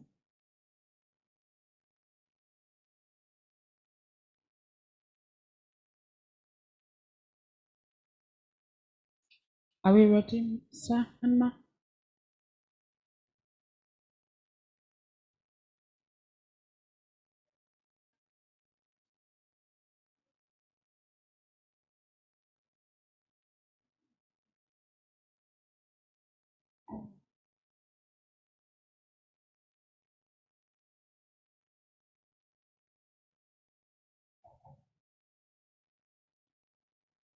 All right, sir.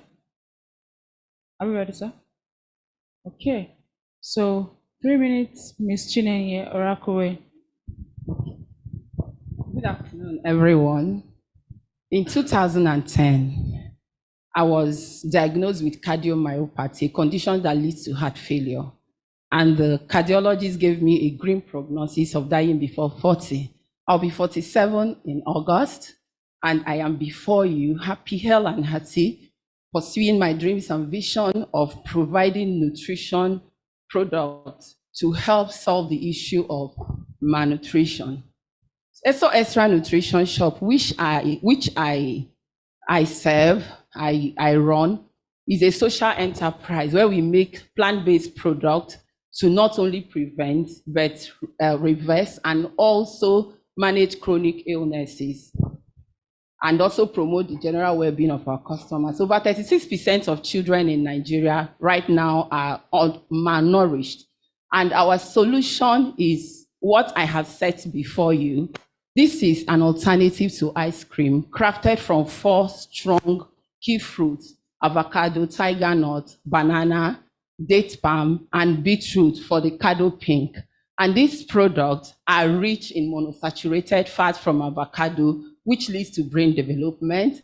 They are rich in vitamin C, E, K, B, B16, which are also rich in different nutrients like building up immune system, up healthy blood cells, and a lot of other things.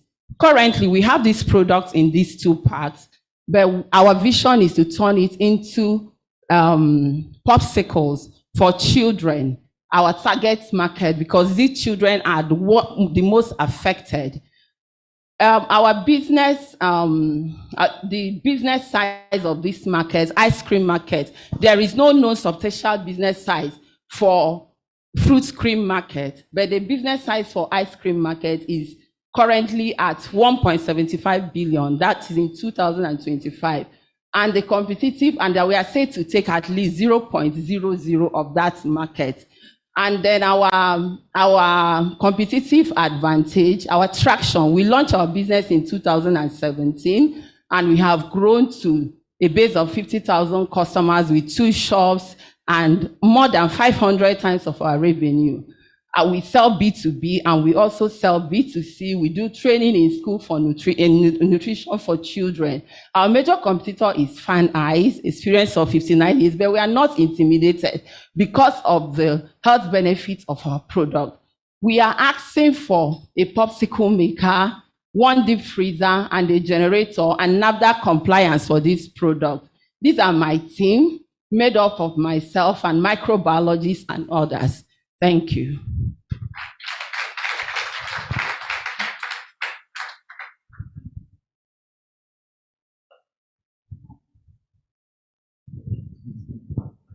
Thank you very much. It seems I'm always the first to ask the question. Okay. So now I thank you for your presentation. It's also very clear. But I have 1 or 2 things. Now, in Nigeria today, there's a problem of power. So how do we preserve this? That is one. Then you are pitching for the popsicle, right? But we also need proof of concept. How are we sure that it is feasible, that the capacity to do it and all that it entails? So those are my own question, with this presentation. Thank you. All right. Thank you very much. I enjoyed listening to you. You understand the markets that you are in. It was very obvious. However, you said you made plenty of money, but you didn't tell us how much, right? You said 500 times, right? So how much? I didn't say it, right? And then how do you market? Saying that you have such exotic products, how do your customers know about you and how do they reach you? And then what's the price range for your gelato? And it's gelato you are making now. And gelato is ice cream made from fruits. So how do you market? What's the price range for the gelato and your juices to know how you connect with your market? Thank you.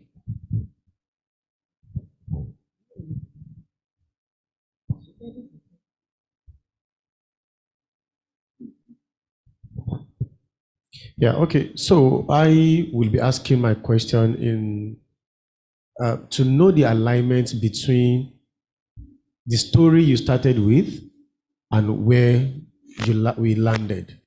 You started with a story on heart-related issue, and now we have ice cream. The Cado Pink and Cado Green, is it for malnutrition or it helps with improving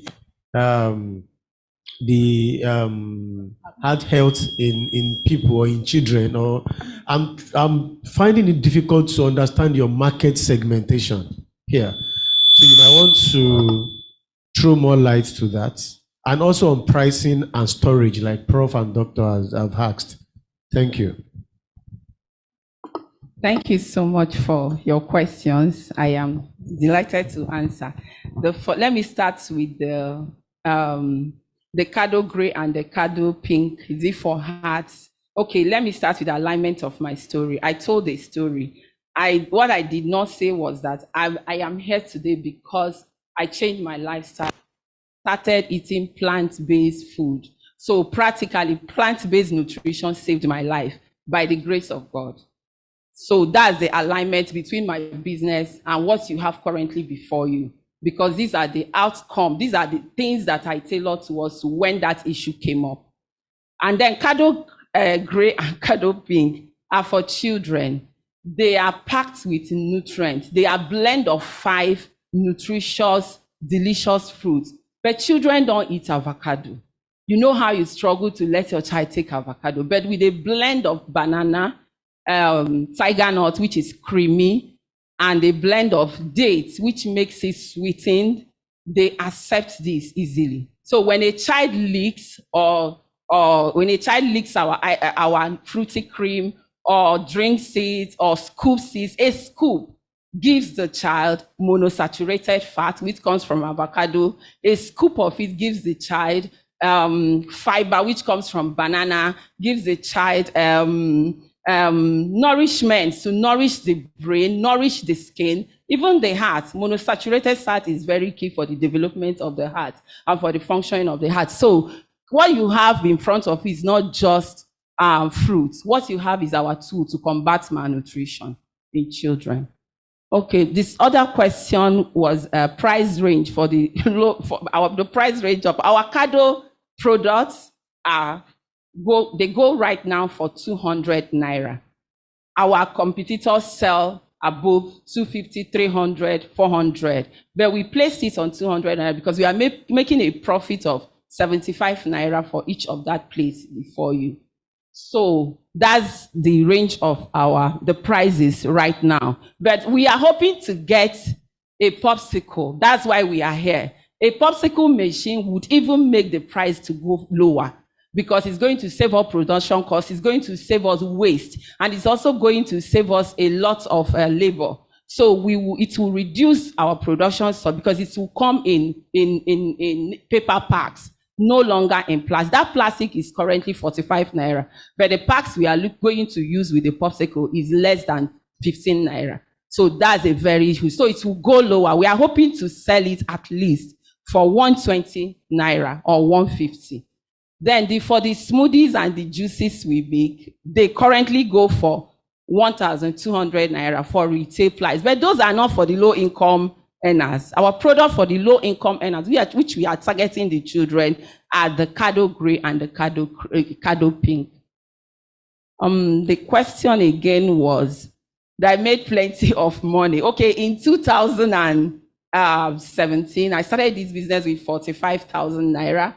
And by last year, we were able to get to a profit of 13 million naira, which I consider well, without any grants. We did this without any grants. We did this without any money, borrowed money from any. This is the first grant we are contesting for.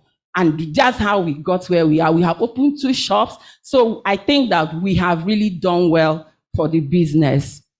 Proof of concept.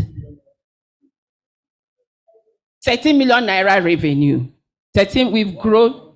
Our profit is 7 million naira. It's like we put in the money we put in, we get almost half of it out.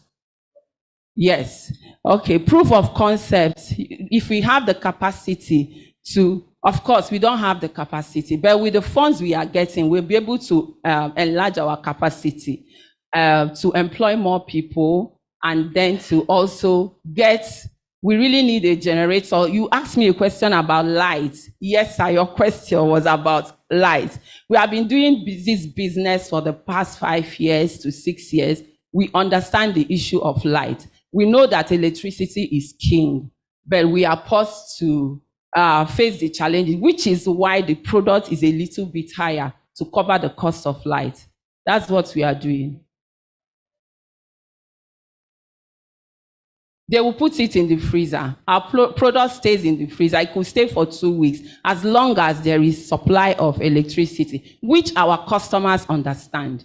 We make that clear, they understand, because we tell them it's 100% natural fruit. There's no preservation, there is no water, there is no additives. It's 100% natural. And it is liquid, so children are able to absorb it quickly. And I mean, why don't we put this into the hand of children rather than allow them to go binge on sugars, licking sugars, instead of getting nutritional value-based food. Thank you.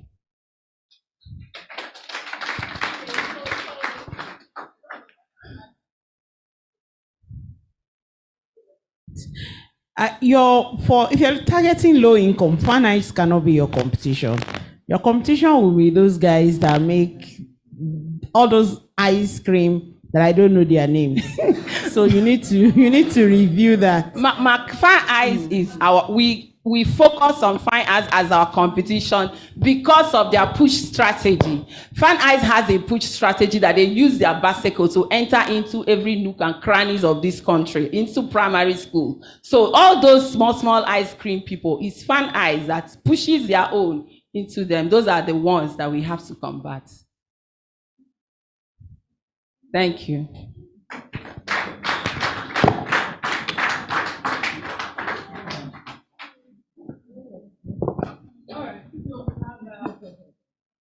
Let's do 1 minute. Thank you, media. 1 minute for scoring.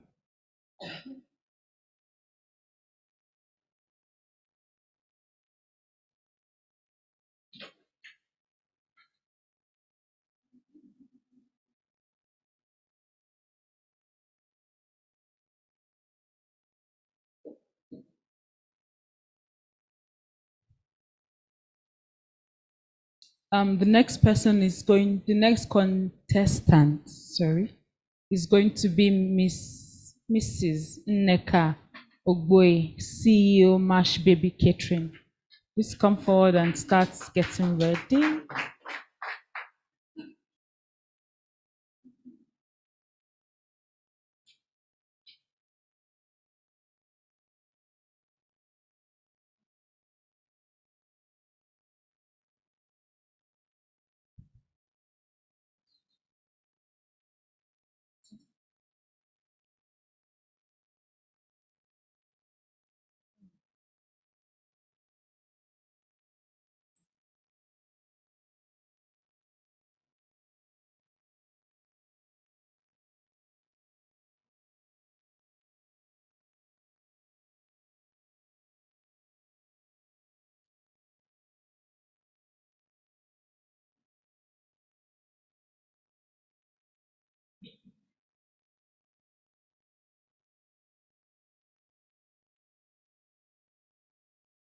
Are we ready? Okay, sir. Are we ready? Okay. All right, so 3, 2, 1. In 2015, I lost my dearest mom to cancer. 2 years later, my mother-in-law was diagnosed with breast cancer. We were all terrified, but we watched her fight for her life using nutritious food. As a family, we learned the hard way that food is indeed medicine. As a new mom at the time, I struggled to find nutritious baby food options for my 6-month-old baby. Hello, my name is Nneka Ogboe. I'm the founder of Mash Baby Food. We deliver freshly prepared, nutrient-dense, complementary meals for children from the age of 6 months till they join the rest of the family meals. We have a serious problem in Africa facing the double burden of malnutrition. 1 in 4 children under the age of 5 is malnourished. At the same time, childhood obesity is also on the rise. WHO identifies a high sugar, micronutrient poor diet as the leading cause of these malnutrition issues. Mash Baby Food is contributing to that solution by providing micronutrient dense meals. Our popular chicken jollof rice puree is made using locally sourced ingredients with no added sugars or preservatives. The market is huge, but we currently serve a premium audience. But we passionately believe that every child deserves the best start in life, which is why we're introducing our new product targeted at lower income communities. Our chicken jollof into a powder form. With just 200 naira, they still get the iron and protein from chicken, the vitamin A from the carrots, the vitamin C from the bell peppers. How can we make this affordable? It's not clicking. By using cross-subsidization, our premium product will carry all the fixed costs. It currently does that, associated with producing this, lowering the cost of each product. Smaller packaging, allowing consumers to buy just what they need without investing too much. It's not moving. In 5 years, we have built and served a community of over 50,000 parents and 10x our revenues since year 1. We sell directly to customers, supermarkets, and the new products will be sold in the local open markets. Our consumers are excited to share with us that our unique local flavors make their babies' transition to the typical Nigerian family meals a lot easier on the entire family. We seek the funds to buy dehydration equipment to create this new product, which are currently invested in testing market strategy. Our team, collectively, we have experience of over 100 years. And to close, we seek your support today in raising the healthiest children in our futures, because we believe that it takes a village to raise a child. Let's raise healthy kids together. Thank you.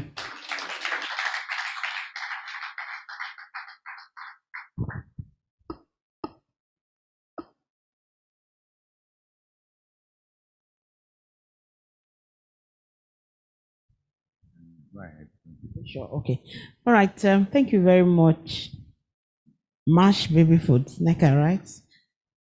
I see from what you presented, you didn't tell us what your revenue last year was or what your margins are, right? You didn't tell us that. And what's the average price of your product? What's the average price? Yes, please, can you give it where you have the packaging? What's the average price of your product? And how much are you planning to sell the new ones that you want to introduce into the market? And I'd like to just know what you do with all the wastes and output from your production process. Thank you. Thank you very much, NECA. Now, I want to be clear. Have you started the products? Is it in the market already? So which one is in the market? Daily catering, we make fresh food. Okay, so but this one is for the children. Now you've not started. So it's also for the children. Okay. So now you want, so what's the nutritional composition of the food? Have we done that? And of course, like was said also, you need to be, I want to be sure of the practicality, because I think she mentioned 200 naira per pack. So I want to be sure that you can actually achieve 100 naira per pack. All right. There is something I would like to clarify. You said your team members, the 3 people you showed on the slide, have combined experience of 100 years. Was that a slip of tongue? Or their combined ages? All right. Yeah, this is good innovation. And it's the story and everything aligns. Now, you said you have 5x your investment in 5 years, 10x your investment in 5 years. What was the seed investment like? The seed capital, what was it like? What is the profitability? What is your marketing model at the point? See, it is okay to say we do B2B, B2C, B to this. How exactly does the product get known by the people? How does it get to their hand? Those are the 2 most important things in marketing. So how do you achieve that with your products? Thank you.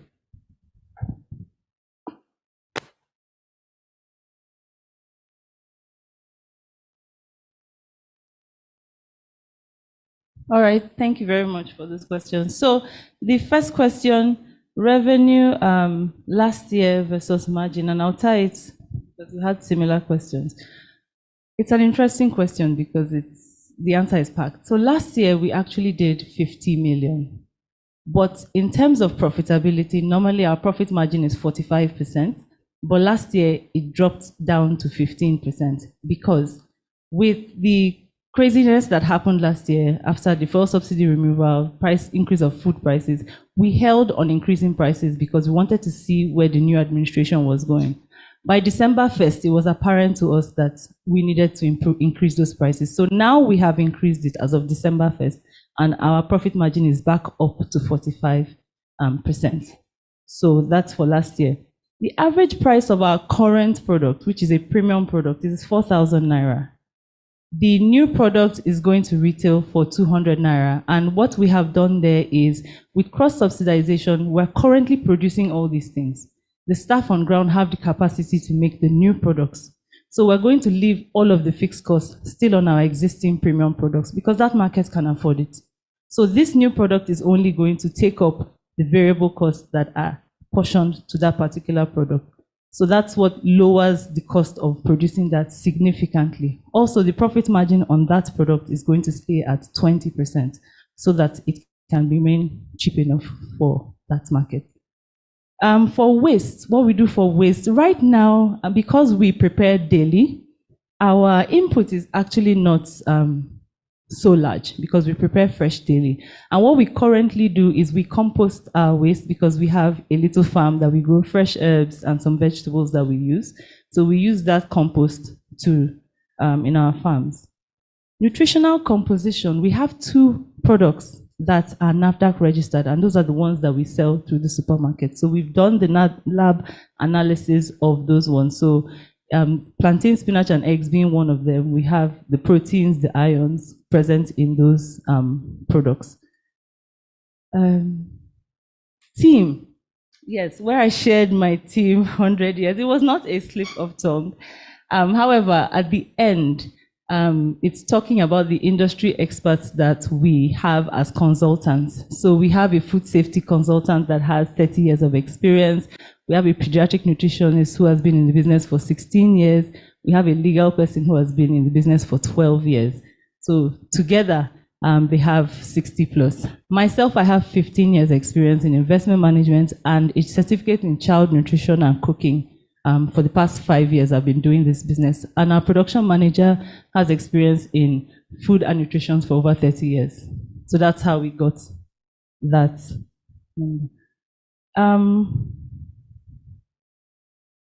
Seed capital. So I started this business with 75,000 naira.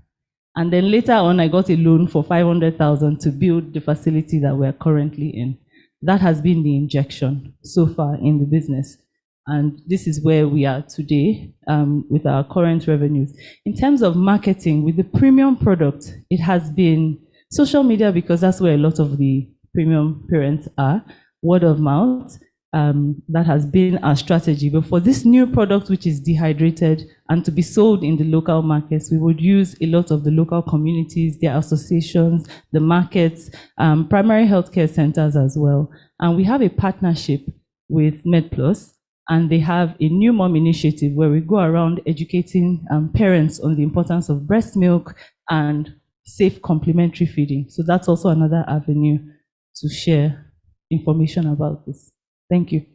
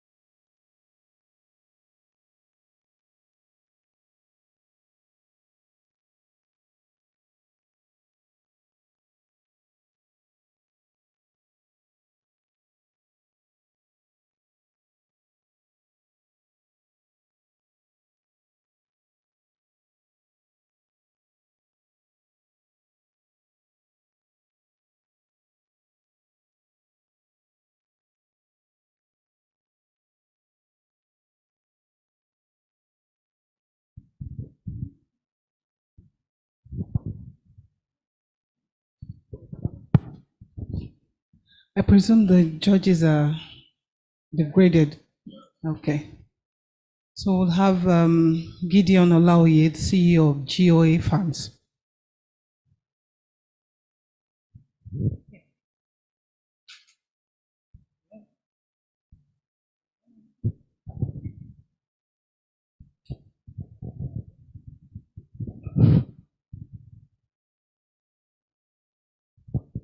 Good afternoon.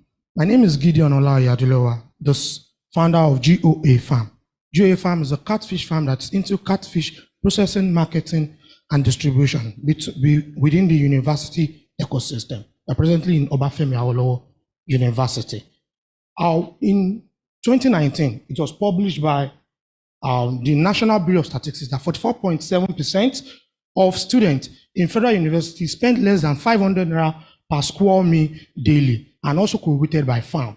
Now, we created an innovative mode of producing smoked fish into fillet fish and a dry fish, which will make it to be in form of fish powder. And this fish powder is a combination of thyme and other ingredients as fish. It's 60% fish, and so in the market of 2.6 billion, OAU, based on the enrollment number, OAU alone have 35 students. So we intend to cover all the federal universities that we have in Nigeria. Currently, we are present in Obafemi University. The health benefit of consumption of catfish is omega-3 fatty acid, selenium, zinc, vitamin B12, and the addition of our fish powder, which is rich in vitamin C, helps the student to develop their immune system and also grow the proper functioning of their nervous system.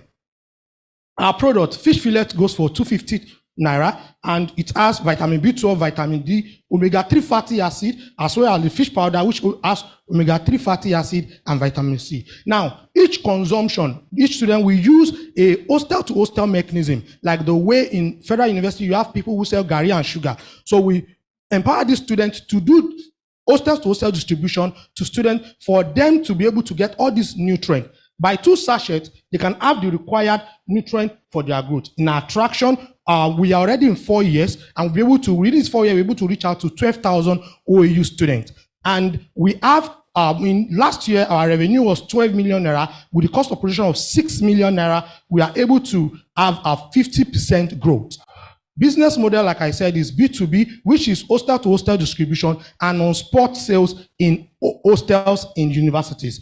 Our competitors are other products in the market, such as eggs, fish makers, and the rest. But the fact that ours is low in calcium, it helps us to scale. And our product is certified by NAFDAC, which helps us in distribution of our hostel-to-hostel to the students, and they market it to them also in the hall. Our financials, in 2023, with 12 million sales, we're able to generate profit before tax of 6 million naira. With this 5 million naira, we're able to increase our output because our team are well trained. Thank you very much. Join us in helping more students to eat wealthy in Nigeria. Thank you.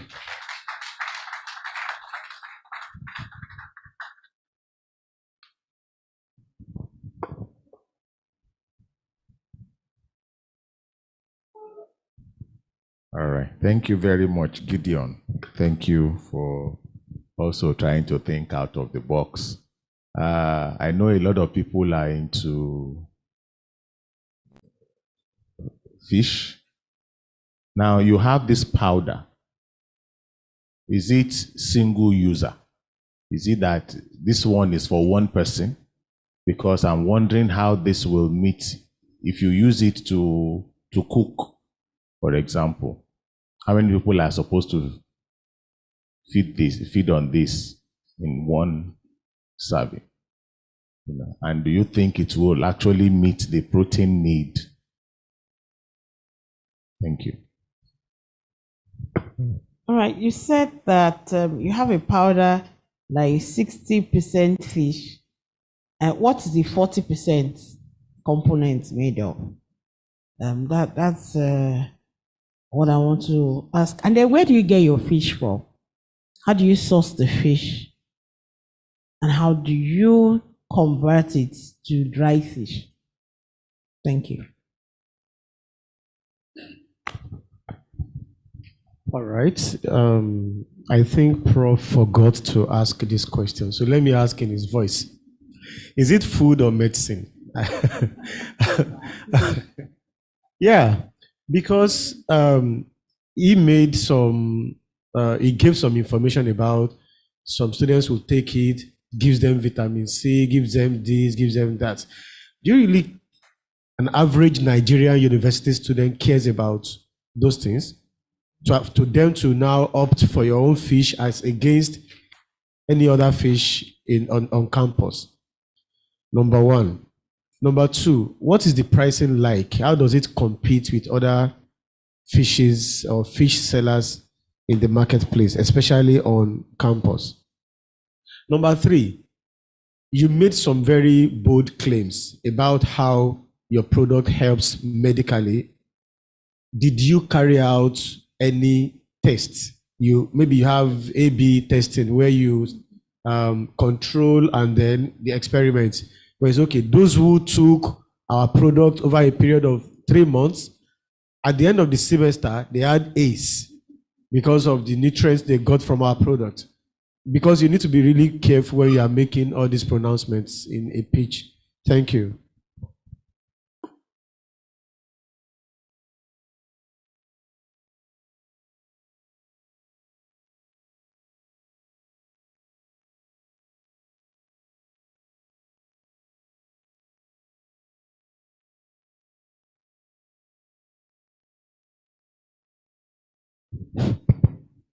Thank you very much for the question.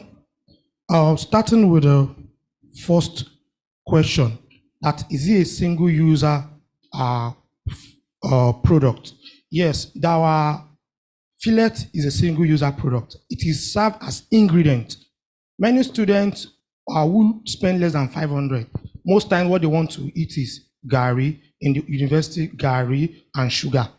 When they cook their food, it's always concoction rice and spark. So they need what they can use they don't care about fish, egg, because there's no money for that. That's why the analysis gave that it's 44.7% of them. And that's because they come from low-income earners' houses. They are not working. So it's whatever uncle, brother, father gives to them that they budget on. So what we now do is that we are targeting the student. So we provide something they can use to cook their stew or their food, their concoction rice, their spaghetti, so that they can have the required nutrients. So their own objective is not the nutrients, but the fact that they felt like they can get something nutritious in form of the food that they are eating, instead of having to go and buy 2,000 naira fish or 1,000 naira fish. Just buying a 200 naira fish fillet, they will get that taste of fish in their food. So that is, so per each student who wants to cook, that is what we have the fish powder and the fish fillet for. And when in the classroom, they want to actually look for something they can crush on. So fish fillet is easy for them to crush on and eat. And many of them, when they get it, in the hostels, they don't have, while in school, they don't have time to be going to market, eat into their time. So they just want something they can easily get in front of the hostel or from a vendor. That's why we make an innovation of hostel to hostel, partner with the gari and sugar seller to add us to them and then give them at a price that they can easily sell to the student, which is 200 naira. For component, yes, it is 60%. It is 60% catfish, and it is 30% thyme, and then 10% is pepper and pepper that we use in processing it. So you can have a taste to have a testimony. The 40% that we are talking about is that we notice that most students, the only ingredient they think about whenever they want to cook is thyme and curry. So we just had to go and source for thyme, and we have a mechanism of a supplier. They are in Lagos because we are present in Osun State. So we source for the thyme and process the thyme with the catfish, so that when they want to buy, they don't buy thyme and curry. They know that everything is contained in just one. They have both the thyme and the fish in their food, and their food can be delicious. That even their neighbor can say, "Oh, something is smelly. I can see somebody cooking something good." So, is it food or medicine? It is actually more of food supplement. So students don't have time to be preparing but they don't have the money for amala, fried rice and the rest. But concoction rice, spag, indomie are things they want to eat, and they want something they can add to it for them to get the necessary protein. Like while they were small, we prefer to get a 5 naira fish, a 10 naira fish rather than buying a big fish. For our competitors, They don't care about university students. It is all, everybody wants fish. So our competitor focus on just everybody, individual who wants to eat fish. But we focus on students based on the need we've actually seen. Because I graduated from Laalfy University too, and I understand that back in school, I don't have time to go and be buying fish. I don't even have the money. So, so I understand. I could resonate when I saw what was published by the NBS. So that is why we had to come with that business model. And the fact that we know that the risk we buy from hostel to hostel students than going to the vendor outside, because it's something we just come, we want to quickly finish. We have another 20 minutes before another class. And you have people who come to advert books to us. So since we have people who come to advertise books who are students, why don't you advertise what they can easily crunch on, what they can take to the hostel, just mix with your spaghetti and have a good meal. So what is the pricing like? The pricing is 200 naira for our fish powder and 150 for the fillet. So for the competitors, they only have this big pack. That is what most people, that's the general fish farmer, that's what they do. So that's why we asked the, but right now we want to actually move to other universities, because we have over 48 federal universities. We have 48 federal universities in Nigeria, and we are still present in just one university in Nigeria.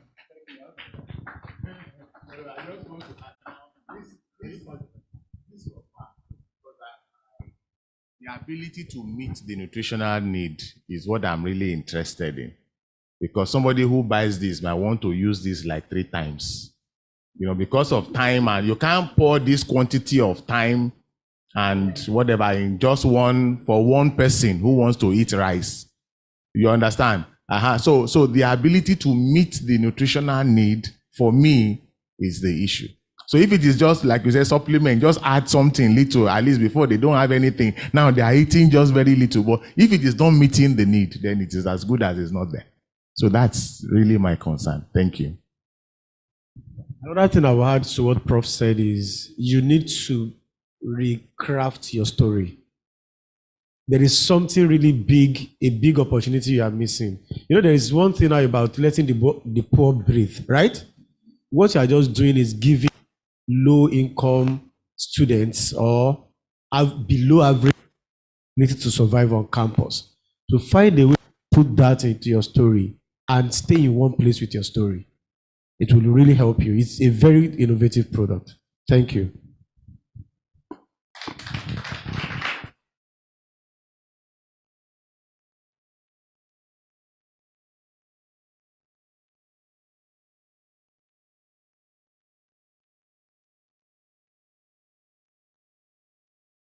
Two minutes. Media, am I correct? 2 minutes?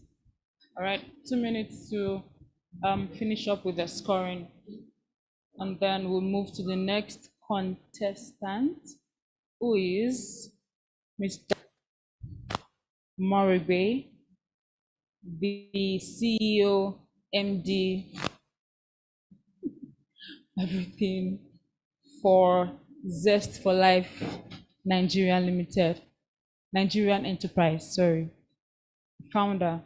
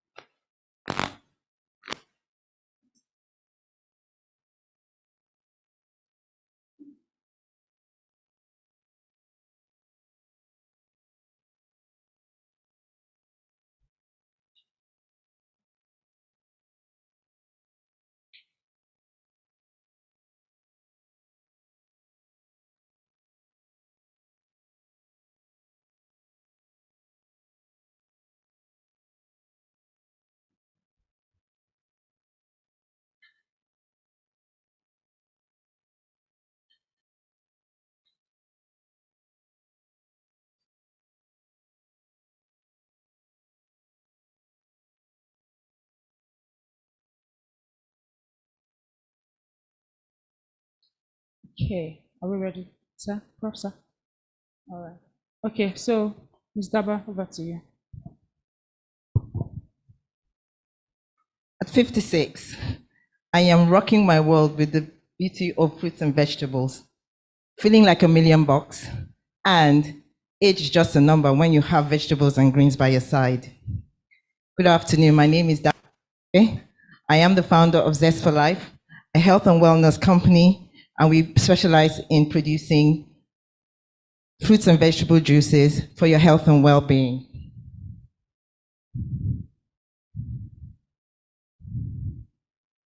Surprisingly, or not surprisingly, it shows that Nigerian earns 43,000 naira.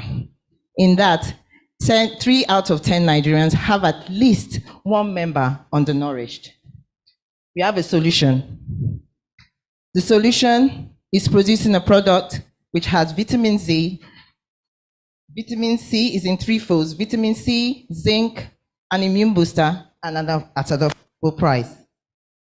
Our product is going to be a pasteurized juice drink fortified with vitamin C and zinc, and has a stable shelf life for six months. It will be cost at 200 naira.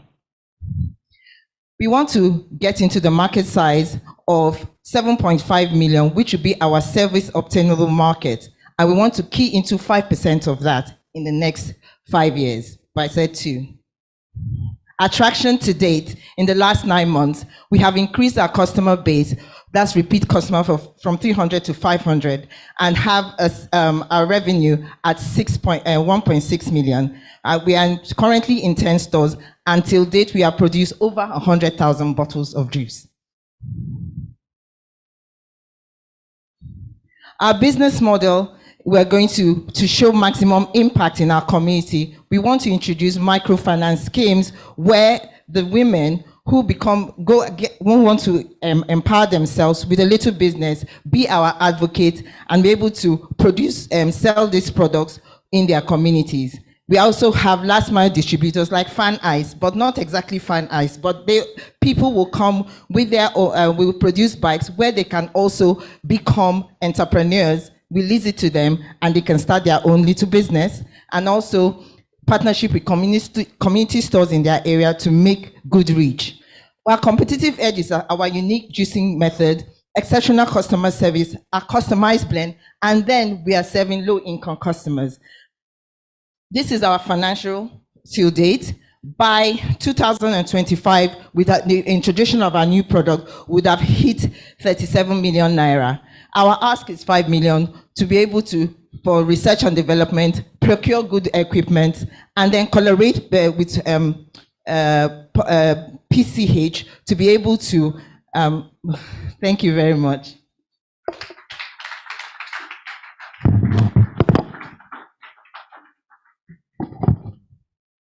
What?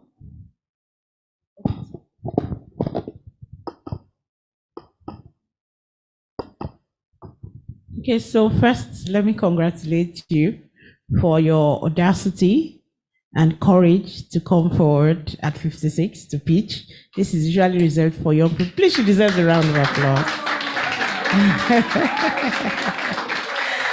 And thanks to the organizers for the inclusion of older women in this program. Thank you so much. The first question I want to ask you is, on the screen, there was somewhere you said that your revenue was 1.something million. And then towards the end, I now saw that you had done 11 million. So what exactly have you done in 9 months? Okay. And then in terms of growth, unfortunately, you weren't able to share the last part of your slide. But in terms of growth, how do you want to grow inclusively towards the lower end of the market? What's your cost for this, for beetroots, and how much are you planning to sell these ones? The smaller sizes, how much are you planning to sell them? And what's the margin if you go to this sachetization?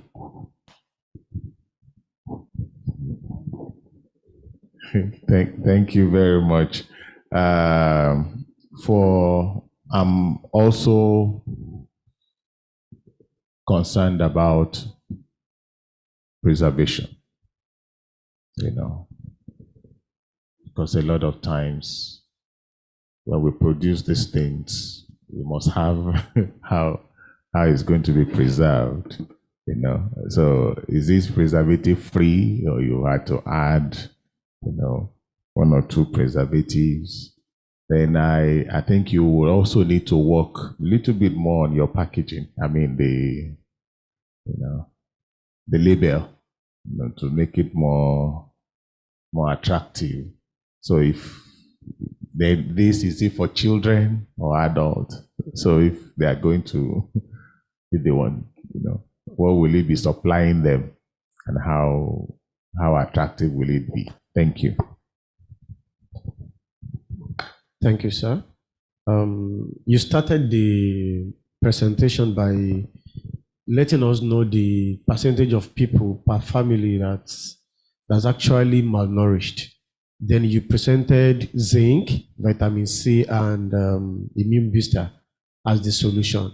Is that research-based? That any typical malnourished person needs just those three things? Prof is here. Okay. Number two, how do you source your fruits? Then number three, I am trying to really know the innovative aspect of this business. What is the innovation in it?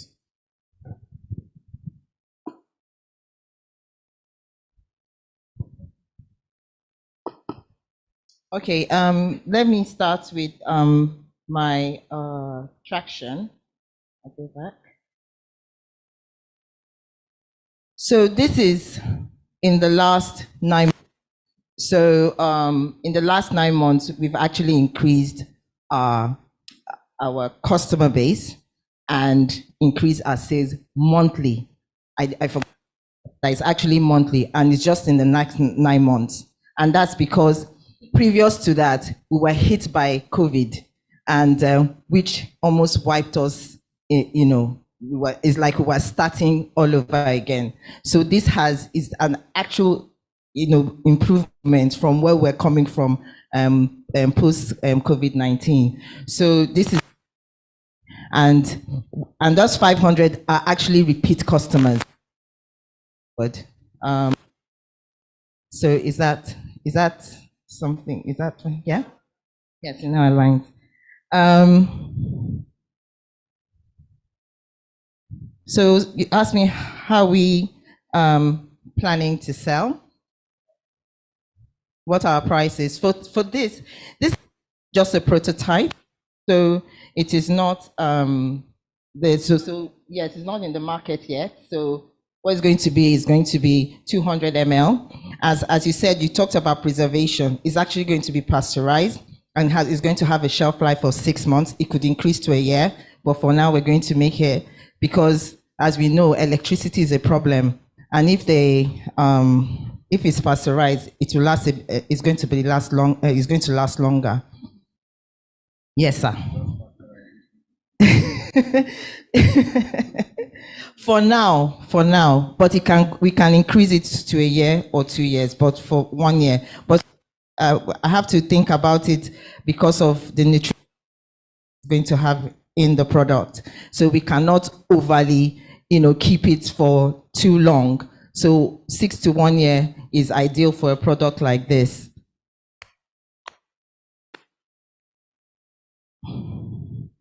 And so I've already answered innovation.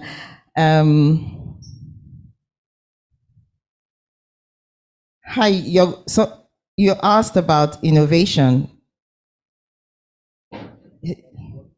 What's the innovation? So the innovation is where we want to service low-income communities, and we know that there's a research that low-income communities actually like fresh food, and they want to actually live healthy as well. So with this, they have the option. With this product, we're going to fortify it with vitamin C and zinc, and also have it pasteurized. So they have it going to be in the, it's almost like they're having fresh juice, but it's pasteurized. And it's going to be, it's something that has not been done before. No one has actually pasteurized a very low, with fortified with vitamins, not in Nigeria. I've researched it. They have not fortified it yet. And we are going to be one of the first ones to do it. So that's the innovative bit about it. Is that it? I think I've answered everything. Okay, where we source, we actually source from some farmers. We source from farms. We also have suppliers that source for us. And sometimes we source from mile 12. And that's because, you know, some farms are not able to provide what we want at the time that we want it. It's even worse now that because of insecurity, where we are finding that a lot of fruits and vegetables that we need are not available. Some of them are also sourced from Benin Republic, and that's because they have, I wouldn't want to put Nigeria down, but they have a better quality of fruits and vegetables. So, thank you.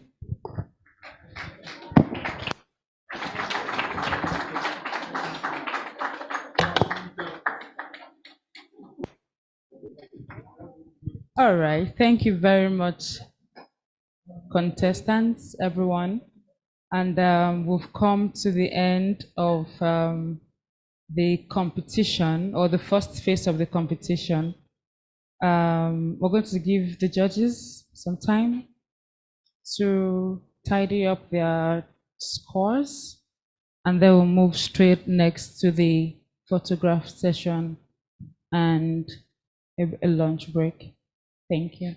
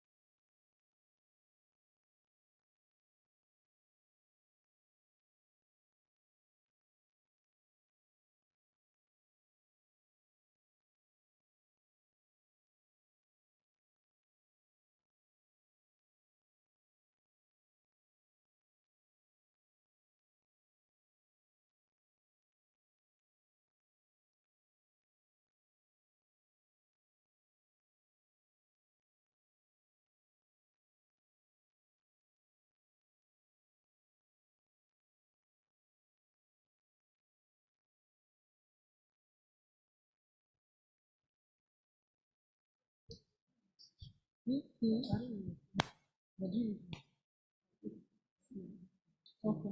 All right. Ma, and that pictures, please.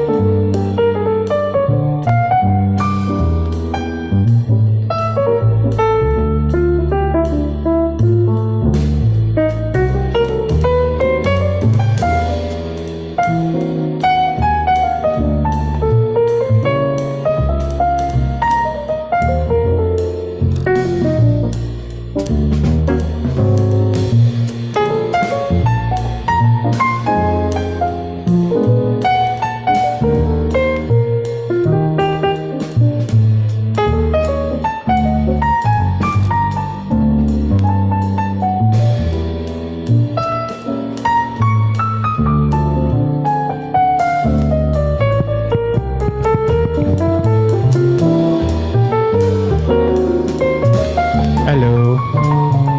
Hello, everyone. DJ, please bring it down.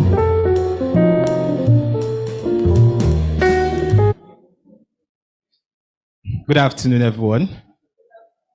Are you still feeling good? Are you still excited?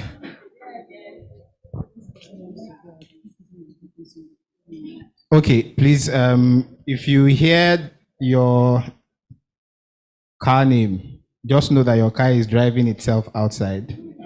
Toyota RAV4 LSR 759EE. Your car is driving itself. Please help us check. So we've come to the end of the 2023-2024 pitch competition.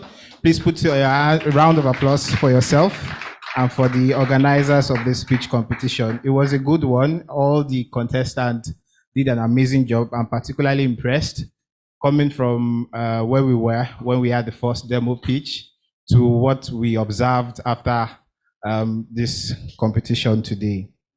And like we always say, we don't have losers. It's all a learning phase. And if you do not win this money, it doesn't mean you've lost. Of course, you are already, and you will continue to run your business after this pitch competition. But for the sake of, the pitch competition, we need to announce those who will go home with the prize money. I won't waste your time. And so I'll just go straight to the winners from the third place, second place, and then the first place.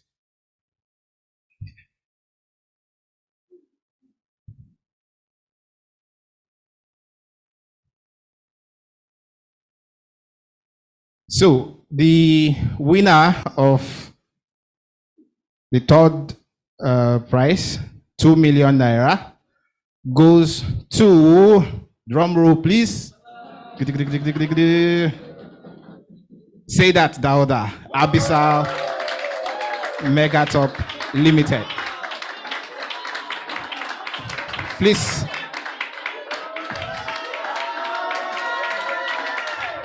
Congratulations. I would like to call on Dr. Abbas. Dr. Abbas, please help us present this.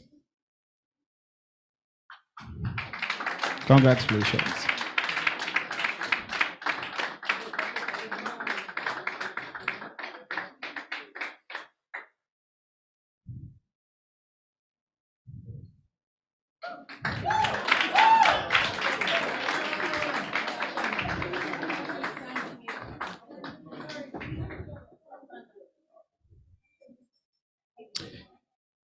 Second place.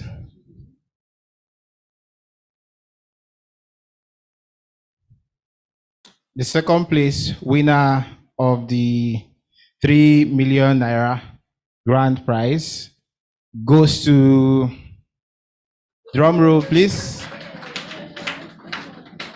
Gideon Olaoye, CEO, Gopa Farms. Congratulations.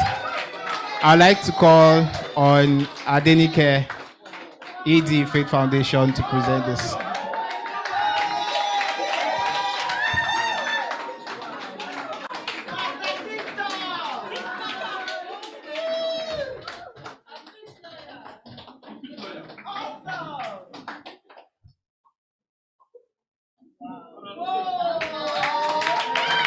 Congratulations.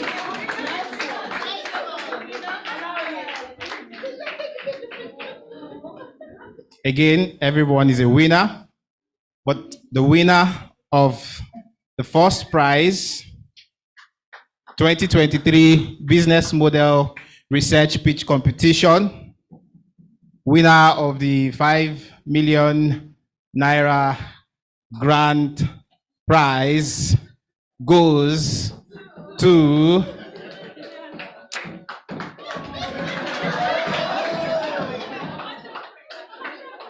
winner of this year 2023 Faith Foundation SBN pitch competition goes to, drum roll please, Baba Femi Adejimi, CEO Galt-B Integrated Services.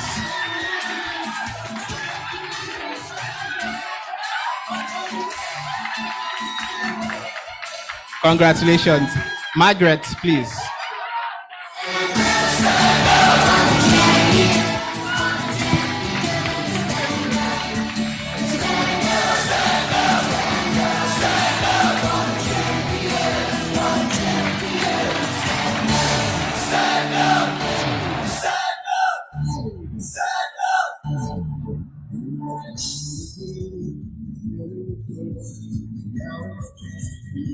Thank you all for your time. So I'll call on Blessing to handle the picture sessions. Thank you all.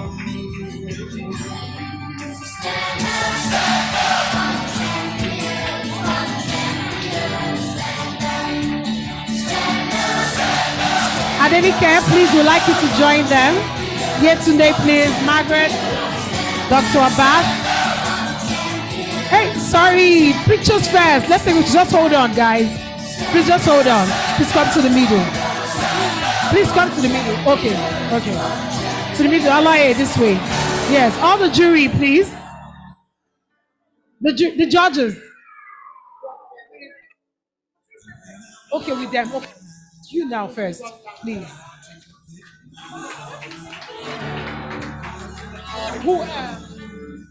Let me see who else is joining for you. Who else? Are you fine with this? Yes, please join. Yes, please join. Thank you. So, Victor.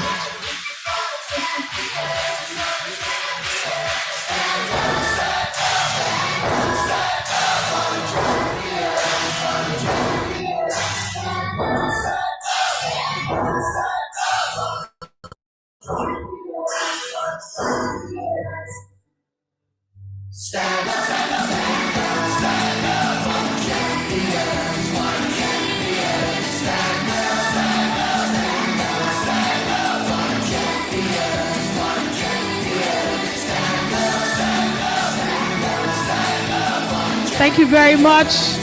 Thank you very much. The jury, please. The jury, please join the winners.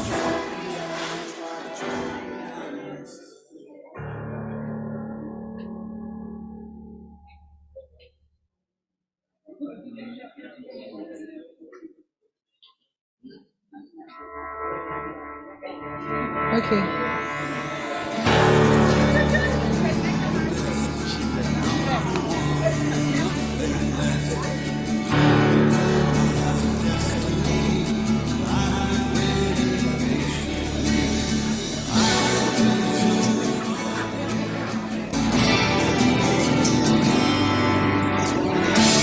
Thank you very much. Just the three of you, please. Yes.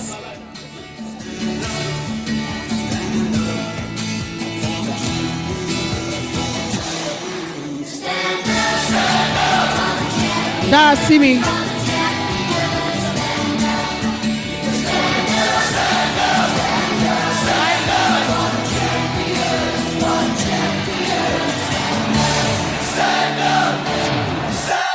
The course director, please. The course director to join the winners.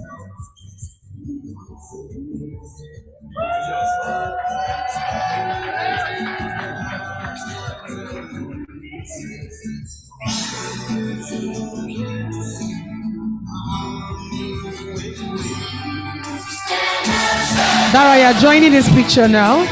Hold on, please, Master, stay there, please.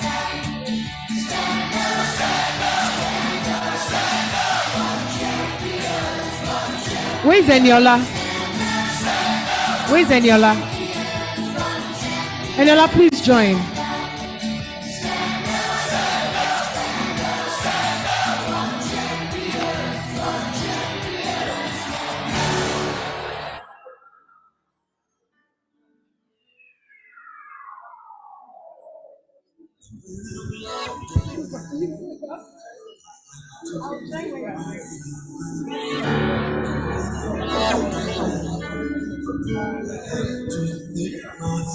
Stand up. Stand up for the champions, for the champions. Stand up for the champions. Yetunde.